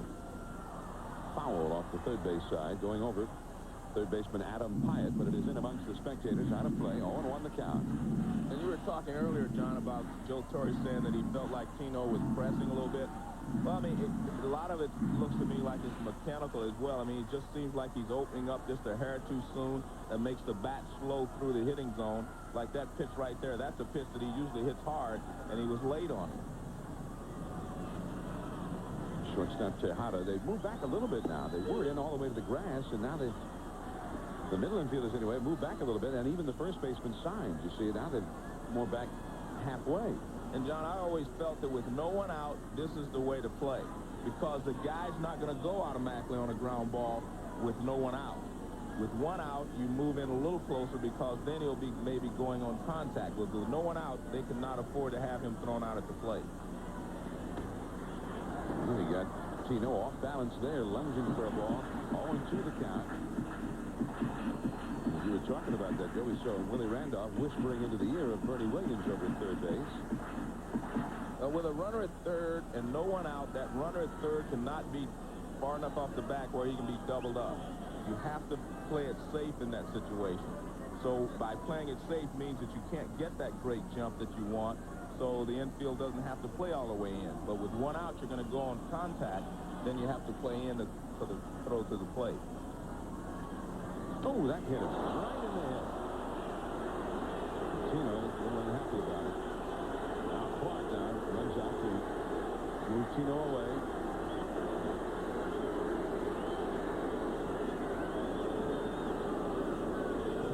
Well, I mean, Tino had 2 strikes. So Yeah. You know that one just got away from Olivares. And I tell you what, the funny thing about it is that Tino's such a nice guy. I mean, very rarely does he get upset.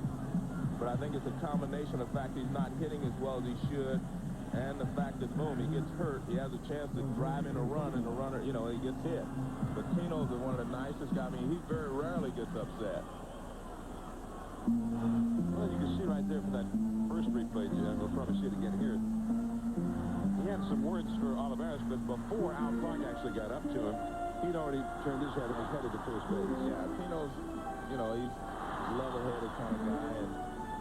But again, I mean, I'm sure he's frustrated a little bit, and that just doesn't feel too good when you have a runner at third. You're trying to get yourself started, and all of a sudden you get hit.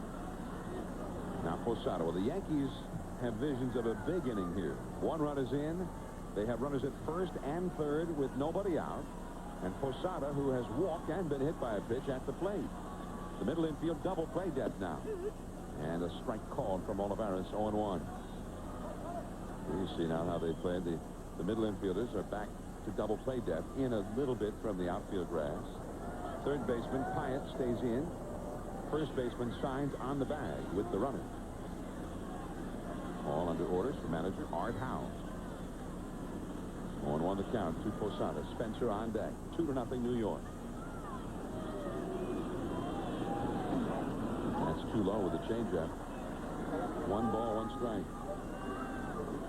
The Oakland bullpen also has gotten busy here. You mentioned it at the very outset of the telecast, Joe, about one of the problems for Olivares this year is he's been susceptible to one inning a game that becomes a big inning. He's not been able to keep that from happening. One of those innings that starts to escalate. And he's not been able to keep it from escalating. all too often. Well, he definitely needs a ground ball. I mean, you're in a situation where you just concede the runner at third and just try to get out of the, keep this from becoming a huge inning by getting a ground ball and maybe get a double play, and you allow the run to score. 1-2 now to Posada. There's T.J. Matthews, a right-hander, working in the Oakland bullpen. Not much margin for error in this one. Bernie Williams at third. Tino Martinez at first. Nobody out. Oakland has been shut out for 6 by Andy Pettitte. Just missing inside. 2-2 to Posada. Well, again, that pitch is inside. I think the same thing with Tino Martinez. He was trying to come inside to jam him. And that pitch right there is trying to come inside of Posada. And it just seems the hitters are staying a little longer because they're staying out over the plate, and sometimes they're going to get a hit. 2-2. Here it comes. Down and away. 3-2. Now, you wonder if he's trying to be a little bit too careful. Right, exactly. He made a good pitch on the 1-2 pitch, that slider in, but he almost hit Posada, so now he tries to turn it over and go back away. Well, this is a situation I don't think Joe Torre would send Tino from first base, but he might. I really don't think he will. He's going. Ground ball right to second and bobbled, and he can't recover it. Velarde booted it, and then when he tried to grab it a second time, could not do it. Everybody's safe. Bernie has scored, and it is 3-0 New York. And you might want to credit Joe Torre with the fact that he sent the runner there, and I really still don't see why you would send him with no one out, but that's his call. But Velarde, knowing that he can't get a double play at second base, kind of just was going to first base and gets caught in between, and then he just took his eyes off the ball as he tried to pick it up and dropped it again. So Posada reaches on the error. He will get credit for a run batted in, and the Oakland pitching coach, Rick Peterson, goes out now to talk to Olivares. Well, I like the fact, I mean, I see what you're saying about not sending Tino on that one, but I like the fact that he did send. Well, no, look, there's a lot of ways to play the game. I'll give you my thought. I always look at the risk versus the reward you get out of running it. If he goes and Posada strikes out, Tino Martinez is out because he can't run. Yeah. Now it's 2 outs with a runner at third base. Now, if he stays at first and he strikes out, you still have first and third with 1 out. I mean, you still have a chance where a fly ball will score a run for you. Now, the positive, of course, is if he's running, you stay out of the double play. The other positive is if he goes through the infield, he gets a base hit, Tino could get to third. But I just say with a guy like Tino running that it's not worth the risk. If it's a regular run, a guy that can run a little bit, then you're right. I'm thinking that Joe says, I don't think he's going to strike out Posada. He's not a strikeout pitcher. Right. He's a sinker baller. He's liable to get him to hit one on the ground. I better send him. That's true. I think I'm going to let you manage the Yankees next. No, I mean, I'm being honest with you. That's a good thought. I'm just of the belief that, like I say, the risk versus the reward is the only thing I look at. And, Tony La Russa had an interesting way of sort of quantifying what you're saying about that. Shane Spencer stands in. Athletics think he might be bunny, but he's not. Swings away, pops it foul, and out of play. Tony quantifies by this. He says you could have a strikeout pitcher. You could have a strikeout hitter, a guy who tends to strike out. Yeah. And you could have a runner who is not very fast. Right. Because that's 3 things all against you. Right. No way do you send the guy in that circumstance. He says, but if he has 2 of those 3 things in his favor, that's when he likes to send the runner.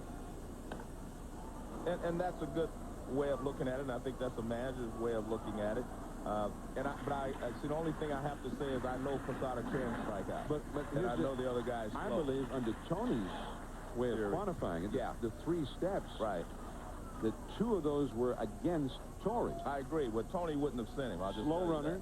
Yeah, I tell you, he wouldn't have sent him. And a guy who strikes out at the plate. Yeah, well, he wouldn't have sent him. I just know that Tony wouldn't have. But that doesn't mean it's wrong, right? See, that's the whole point about baseball. There's always more than one way, you know, to execute or to do something. And Torre knows Posada better than anybody, right? Whether he was liable to make contact with Olivares or not. Yeah. That's a ball down and away.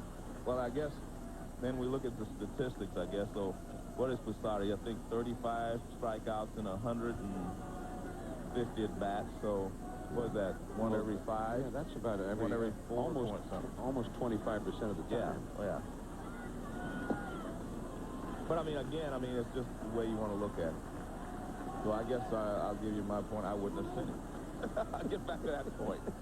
I still go risk versus reward. Tony goes two out of the 3 things with or against you, which I think is great. And Torrey goes with a feel. Tony says, hey, I feel right here he's not going to strike out, so I'm going to send him. You know what? All 3 of us are correct. Well, in our own way. It's true. Yeah, in our own way. There's so many things that... That's why baseball is a great game, being honest with you. Because there's always more than one way to get to your goal. I think that Torrey figured the one thing he had definitely in his favor is Olivares is not a strikeout pitcher. Right. And definitely against him is that Tino is slow. And although Posada, we know, strikes out a lot. Right. For Torrey, he was on the fence about whether that was for him or against him, thinking that maybe he strikes out a lot, but not against this guy. Yeah. And a feel, like I say, he gets a, as a manager, you get a feeling. You can say, hey, I feel like he's going to get a fast. There you go again. They're running again. That is 3. Thank you. Yeah, that's what it is. Triple play. Yeah. Unassisted for Randy Velarde. Told you not to run those guys. Because what? He might hit into an unassisted triple play? The risk versus the reward. It's the risk versus the reward theory. Well, a hushed silence at Yankee Stadium. I think they're not even sure yet. Well, they just saw an unassisted triple play. Well, here's the risk that you take versus the reward that you're going to get. 1, 2, 3. He catches it for 1. He tags out the oncoming Posada for 2. Tags the bag to get Martinez for 3.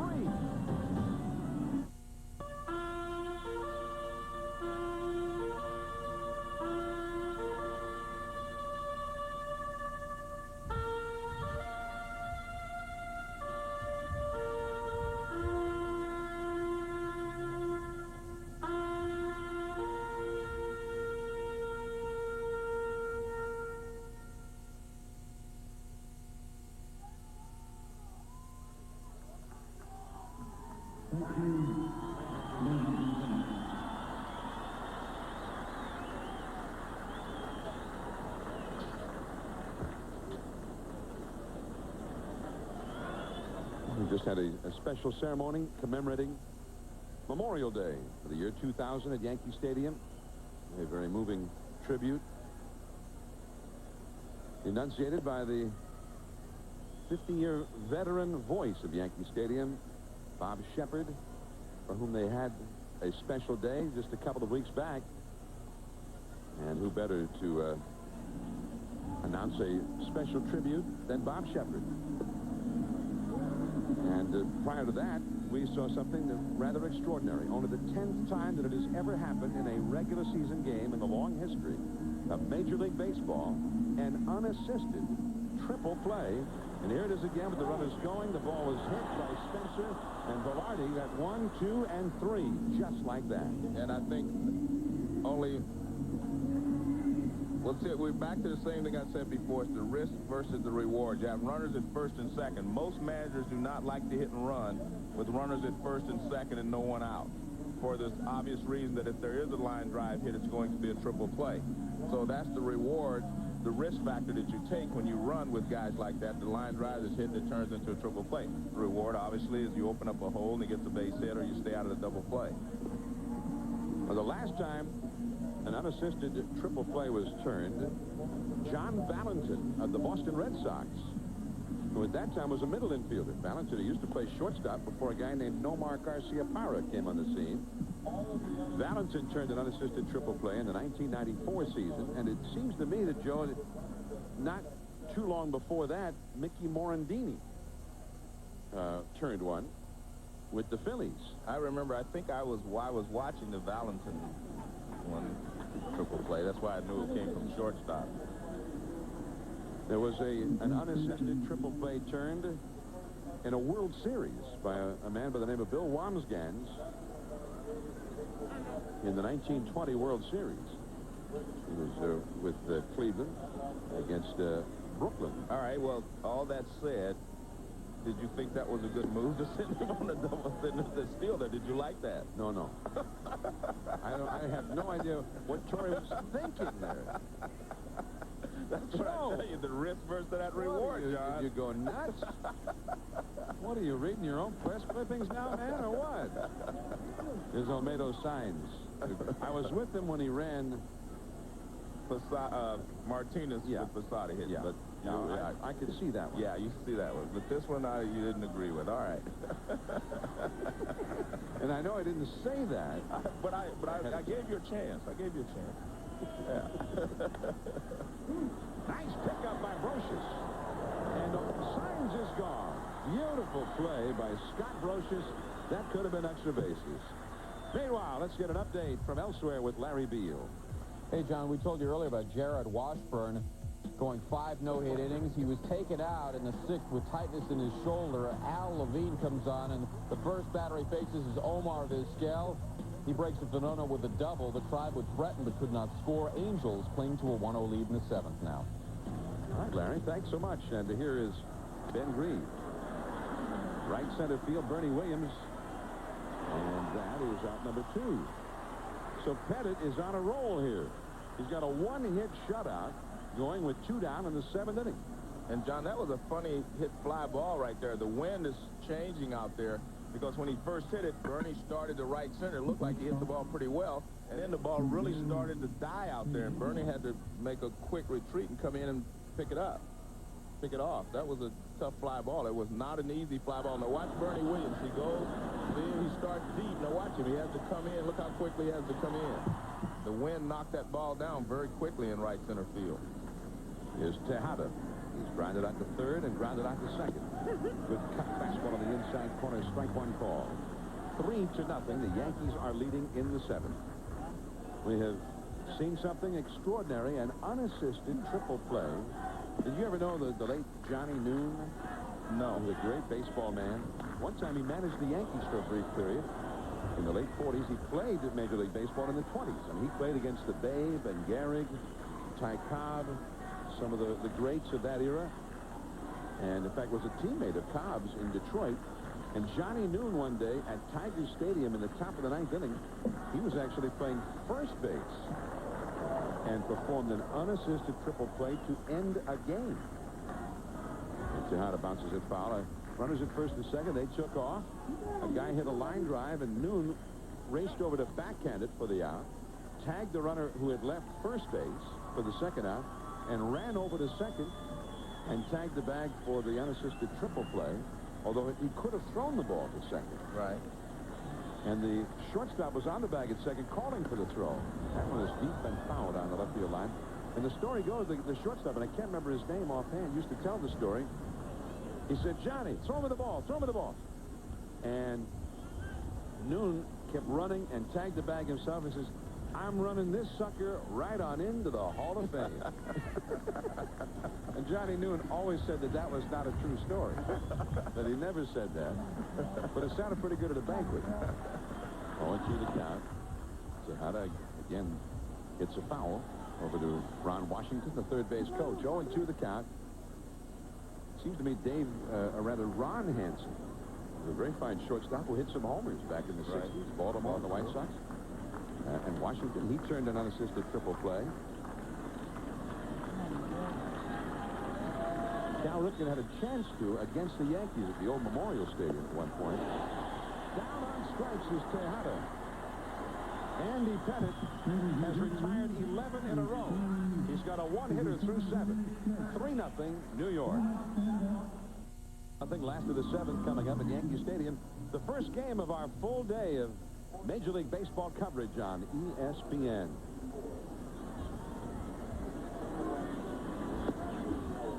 There's a ball to Ricky Leday leading it off against Omar Olivares. 3-0. The Yanks ahead. The Yanks with only 4 hits against Omar. Popped up. Foul and out of play. Coming up later, 4 o'clock Eastern. Jeff Bagwell, Craig Biggio and the Astros against the Colorado Rockies at Coors Field. Should be a lot of action in that one. And Mark McGwire takes on Arizona down there in Phoenix. Matt Williams, Steve Finley and company. At 7 o'clock tonight, Rafael Palmeiro and Ivan Rodriguez, the Texas Rangers, go to Detroit and see their old friend Juan Gonzalez at Comerica Park, the beautiful new home of the Detroit Tigers. It's beautiful, but they're not winning much there. And tune in tonight at 7 to find out why. That'll be on ESPN. On ESPN2 at 7 o'clock tonight. Mike Piazza and the Mets at Dodger Stadium, Los Angeles, to take on the Dodgers. That'll be at 7 o'clock on ESPN2. 3-2 now to Ricky Leday.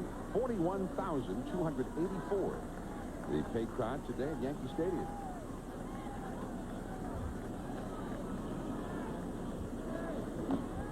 Leday taps it foul. Yankees have been drawing pretty well here at home this year. Their average home crowd has been over 37,000. Closing in on 900,000 already. The home attendance. And of course, over the weekend here with the Red Sox in town, they did about 165,000 for 3 games. 3-2 the count. Shot foul. 3-2.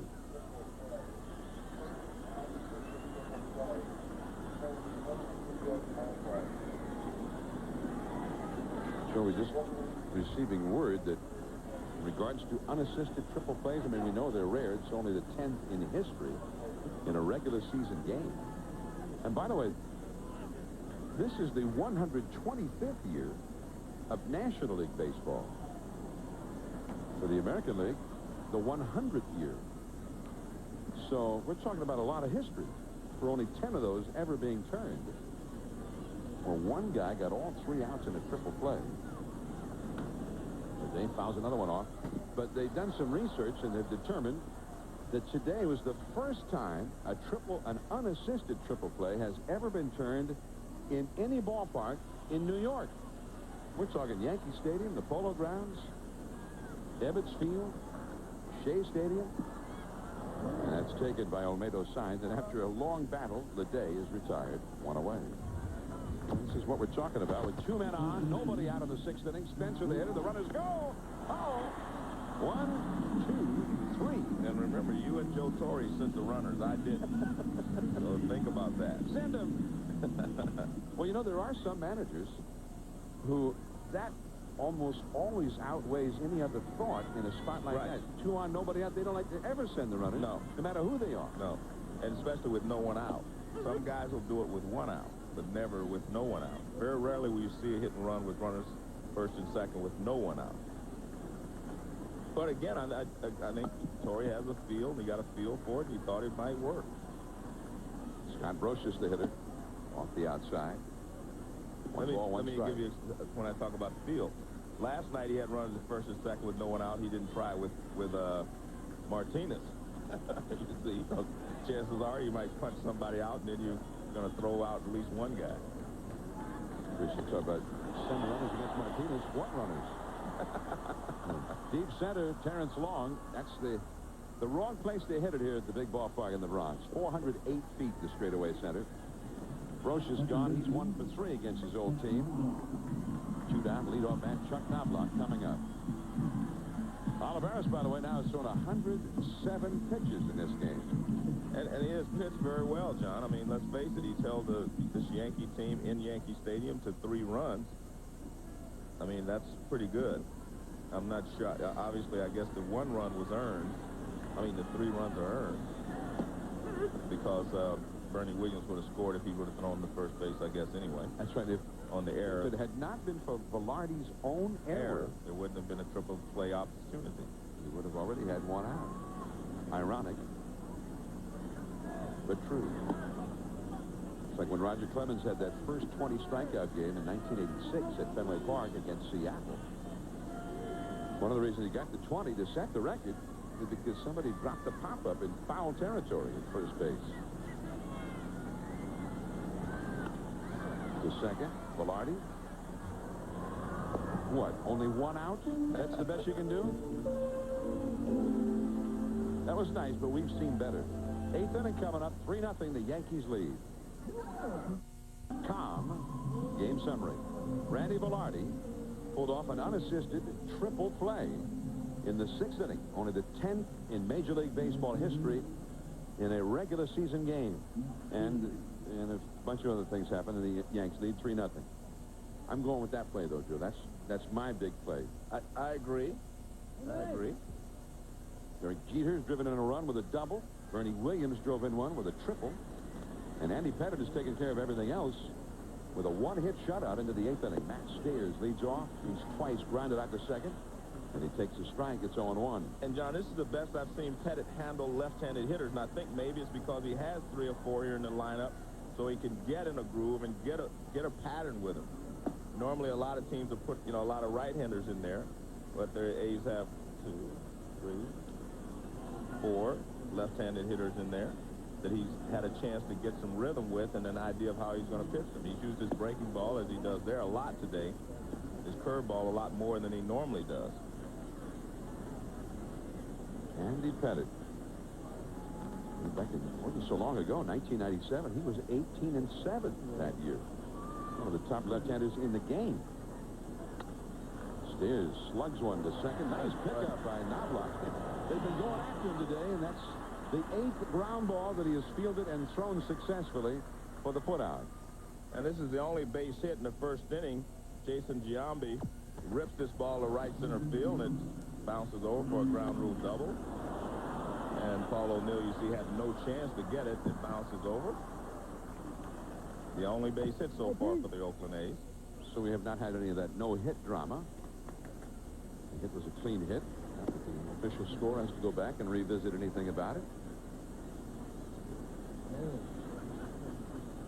Adam Pyatt, the hitter.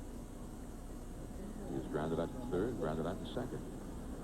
In 1996, when the Yankees won that first World Series in what I'm now calling the Torre era. All right, we got 2 new phrases today. Ballpark scare and Torre era. In 1996, the Yankees won the World Series that year, and Andy Pettitte was their leader on the mound. He was 21-8 that year. Right. And a lot of people felt he should have won the Cy Young Award that year. I think Pat Hinkin won it up in Toronto, but both of them deserved it, or were deserving of it. He finished second to Henkin in the Cy Young voting that year. High and tight with a cutter. 2 balls, 2 strikes. In 1997, he was 18-7.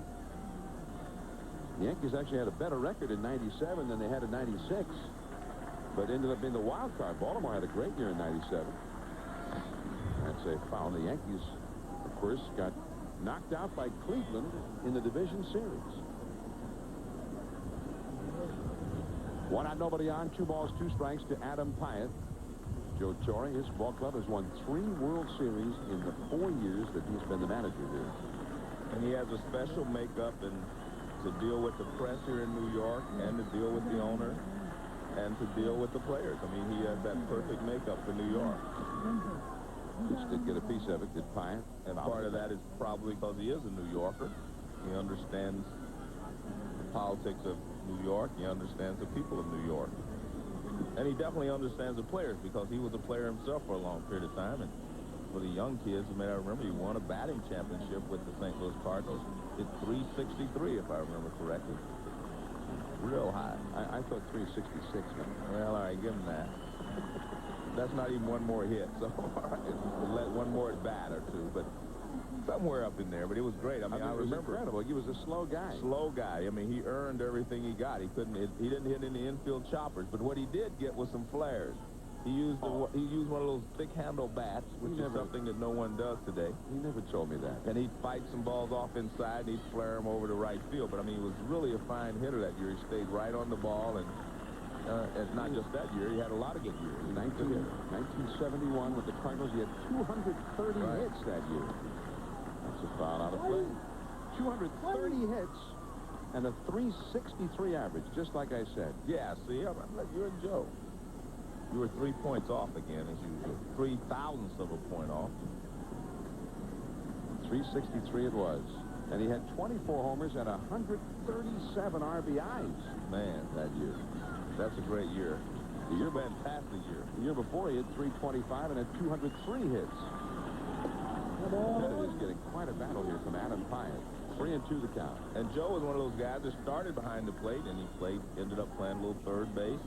He moved out, he came from behind the plate and started playing other positions. Ramon Hernandez has come out on deck to pinch hit for the catcher Fasano. That is foul. The dive by Brocious, it was by him, but it was foul. I have to tell you a story. When Joe Torre was catching, I was hitting one day, and Eddie Matthews was the third baseman when they were the Braves.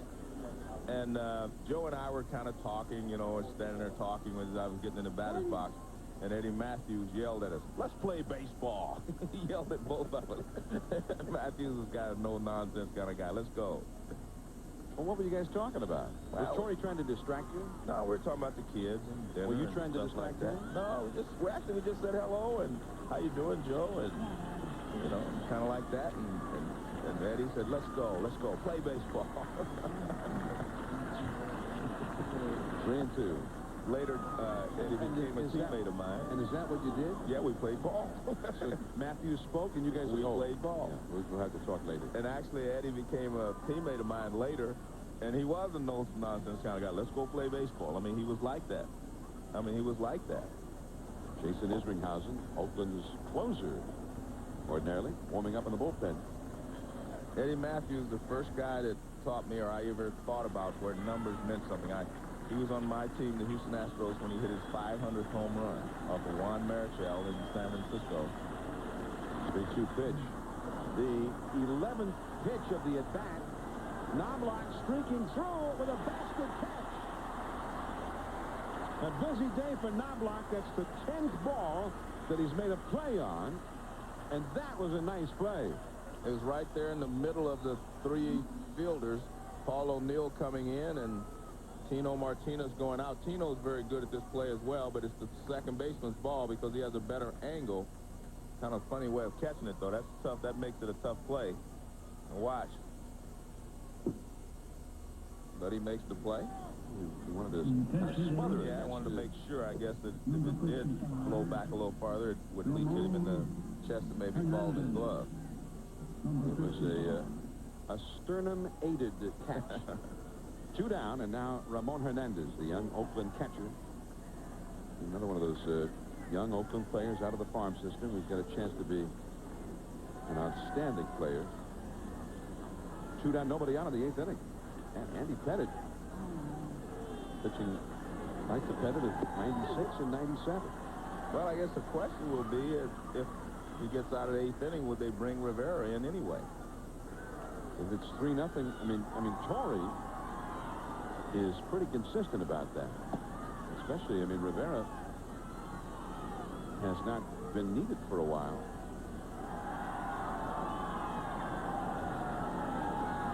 I think he did finish up the ball game here Saturday. We weren't here, but I believe, even though it was 8-3, he pitched just to stay in practice. 2-1 the count. But there's Rivera. He's getting up already, Joe. Yeah. Well, I guess that answers our question, doesn't it? 2-1 the count to Ramon Hernandez. 242 average, 5 homers, 18 batted in. This will be the 101st pitch thrown by Pettitte. Past Pettitte. Tough throw here for Knobloch. Right there. Nice play. That's the 9th ground ball fielded by Knobloch, and he has thrown out the runner all 9 times. It's been a busy day for Knobloch. Jeter coming up. Last of the 8th. 3-0 Yankees. Miller and Joe Morgan with you at Yankee Stadium, New York. There's something has happened for the first time in Yankee Stadium history. Called strike to Derek Jeter. An unassisted triple play turned here today by Oakland's Randy Velarde. Ramon Hernandez stays on to do the catching. Jeter, a little tap foul up the first base side. Now, Jeter kind of took a swipe at that ball while it was still moving, and I think he's lucky that he did not hit it, Joe. That ball is not really foul until it hits something else. And, it could roll back fair and be a fair ball. Don't touch it a second time, Derek. I'm telling you. Especially when you're out of the box like that. No. Well, you see the catcher stop. Well, the catcher's going to let it roll. Yeah, but yeah, and maybe if Jeter hits it, the umpire could officially call him out, I guess. I mean, could he in New York? Well, probably not Derek Jeter. Maybe someone else. Jeter is 1 for 3. He drove in the first run of the game. Right back at Olivares. He knocks it down, recovers, and throws him out. 1 away.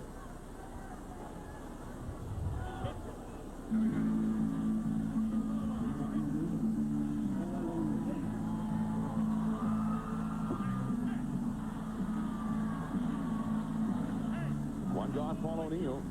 He started that 2-run 6th-inning rally with a walk. He's 0 for 2. And I would think that Chuck Knobloch is getting close to a record for assists in a game. 9 assists for a second baseman in a game. You have, you know, and he's not finished yet, you know, in the 9th inning unless they bring Rivera in. You're not going to get many ground balls with Rivera. Well, I think they are going to bring Rivera in. Well, I think what they may do, John, is let Pettit go back out there. And if he gets someone on, then take him out. They may do that. Because I'm looking in the bullpen, it doesn't seem like Rivera's throwing that hard. He looks like he's just loosening up. Rivera's up, and also Alan Watson is up out there. Yeah, but I mean, the guy's got a one-hit shutout. Yeah, that's what I mean. And now Rivera's sitting down. I don't care if he is Mariano Rivera. You got a guy throwing a one-hit shutout and is on just a total roll. He's retired 14 in a row, and hasn't even had a runner since the 4th inning. Shot right to Olmedo Signs, out number 2. Yeah, I think at the worst he'll do is let him go back out there, and if he gets in trouble, of course, he'll take him out. And coming up tomorrow on a special edition of SportsCenter, a 1-hour live interview with Indiana coach Bobby Knight, a full hour with the Hoosiers head man, an exclusive interview with Roy Firestone and Digger Phelps from Assembly Hall. So the only TV interview that Bobby Knight will endure. And you'll have it live right here tomorrow on ESPN. And I think you hit it perfectly, endure. Because I know Bobby doesn't like to talk about himself. Bernie Williams deep into right field and gone! A home run!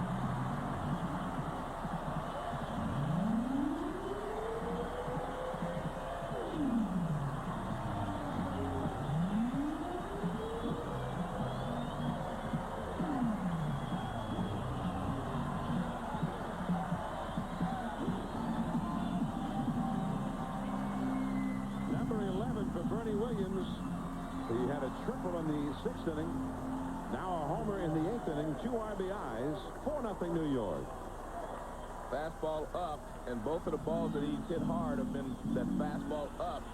And this one, the park can't hold it. He had one in the right center field his last time up a high fastball, and he gets another fastball up, and he drills it out of here. That was more of a line drive. I wondered at first if that was just going to be a ballpark scare, but no, it was a big fly. Tino Martinez rips a base hit to right field.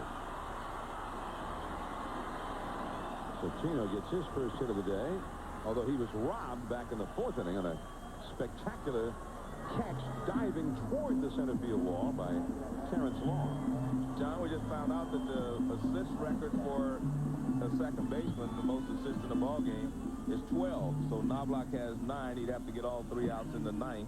And one of the guys that holds that record is our own Harold Reynolds. Harold Reynolds had 12 assists in a ball game. It was a busy night for Harold. Yeah. Now Harold won Gold Glove. Now he didn't just wait for assists. Yeah. I mean, he had a lot of range out there. He'd go get them. But then again, maybe it's like Chuck. They're testing Harold that day, too. You mean maybe it was the reputation as not being that good? Yeah, maybe they were just testing Harold. Let's see, Harold, if you can make all these plays, you know. And he made them.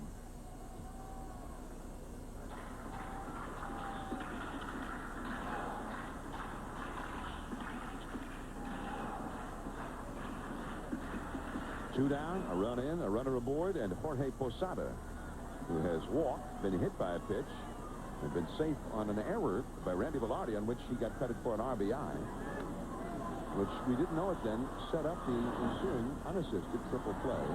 This time a pop-up caught by the third baseman, fired and fouled round. Now the 9th inning, the top of the order. Long, Velarde, and Giambi. Oakland down 4-0. 2 2000, the start of a great day of baseball coverage on ESPN and ESPN2. And this copyrighted telecast is presented by authority. The Commissioner of Baseball may not be reproduced or retransmitted in any form, and the accounts and descriptions of this game may not be disseminated without express written consent. Strike one from Andy Pettitte to Terrence Long. Andy Pettitte with a one-hit shutout going and a 4-run lead, and he has just been magnificent in this one. Pettitte has thrown a 3-hitter in his career. That's a ball, too low. Pettitte has only thrown one career shutout. That was in 1997, his 18-7 season. He shut out the Toronto Blue Jays July the 5th of that year. That one took a bad hop off the lip of the grass, or in fact, it quit hopping. But Tino Martinez made the play, and Long is 0 for 4.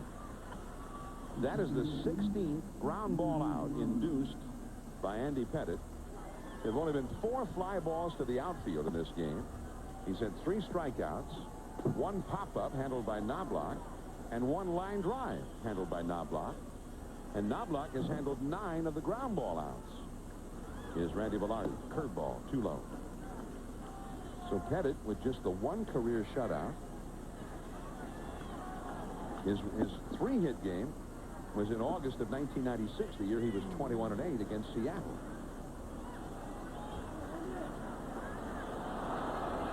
You see what he's done here today. The 1 hit was a 2-out double by Giambi in the first inning. And, John, this is following that great ball game last night where Roger Clemens and Pedro Martinez hooked up. He could have matched either one of them. That's out into Death Valley, the deepest part of the ballpark. A long run for Ledet. That one is gone. A home run into the Yankee bullpen. Randy Velarde, the former Yankee, breaks up the shutout against his old team.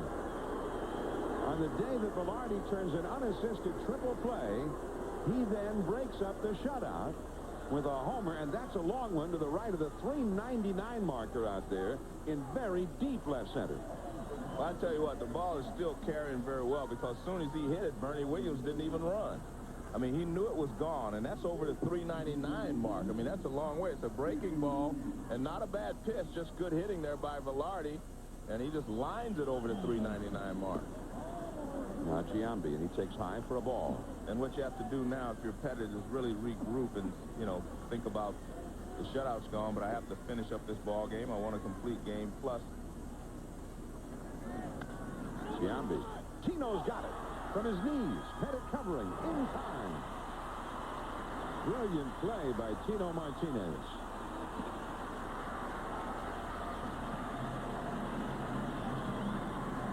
Well, if you're Giambi,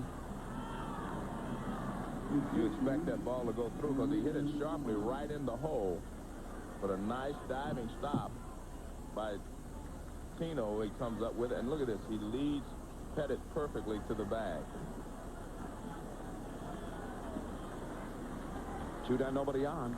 The Yankees, who've only had 4 complete games all year, are 1 out away from 2 in a row here, and this is going to do it. Bernie Williams catches the fly ball by Signs. And a complete game win for Andy Pettitte. He settles for a 2-hitter, allowing 1 run. And the Yankees have defeated Oakland in the first game of this series, 4-1.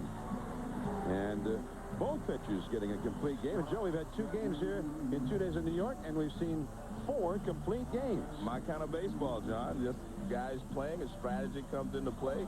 Joe Torre doing the job. You and Joe making all this strategy happen, you know. Just a great ball game. Very fine ball game by Pettitte, and the Yankees needed that following last night's loss to Pedro Martinez. So signs of hope for the Yankees, although they've struggled early on this year. Roger Clemens, who showed that he can still have the stuff to be a big winner last night, even though he lost to Pedro. And then their former 20-game winner, Andy Pettitte, great here today. The final score, 4-1 Yankees. John Miller and Joe Morgan from Yankee Stadium. Let's go back to the studio and Larry Beal.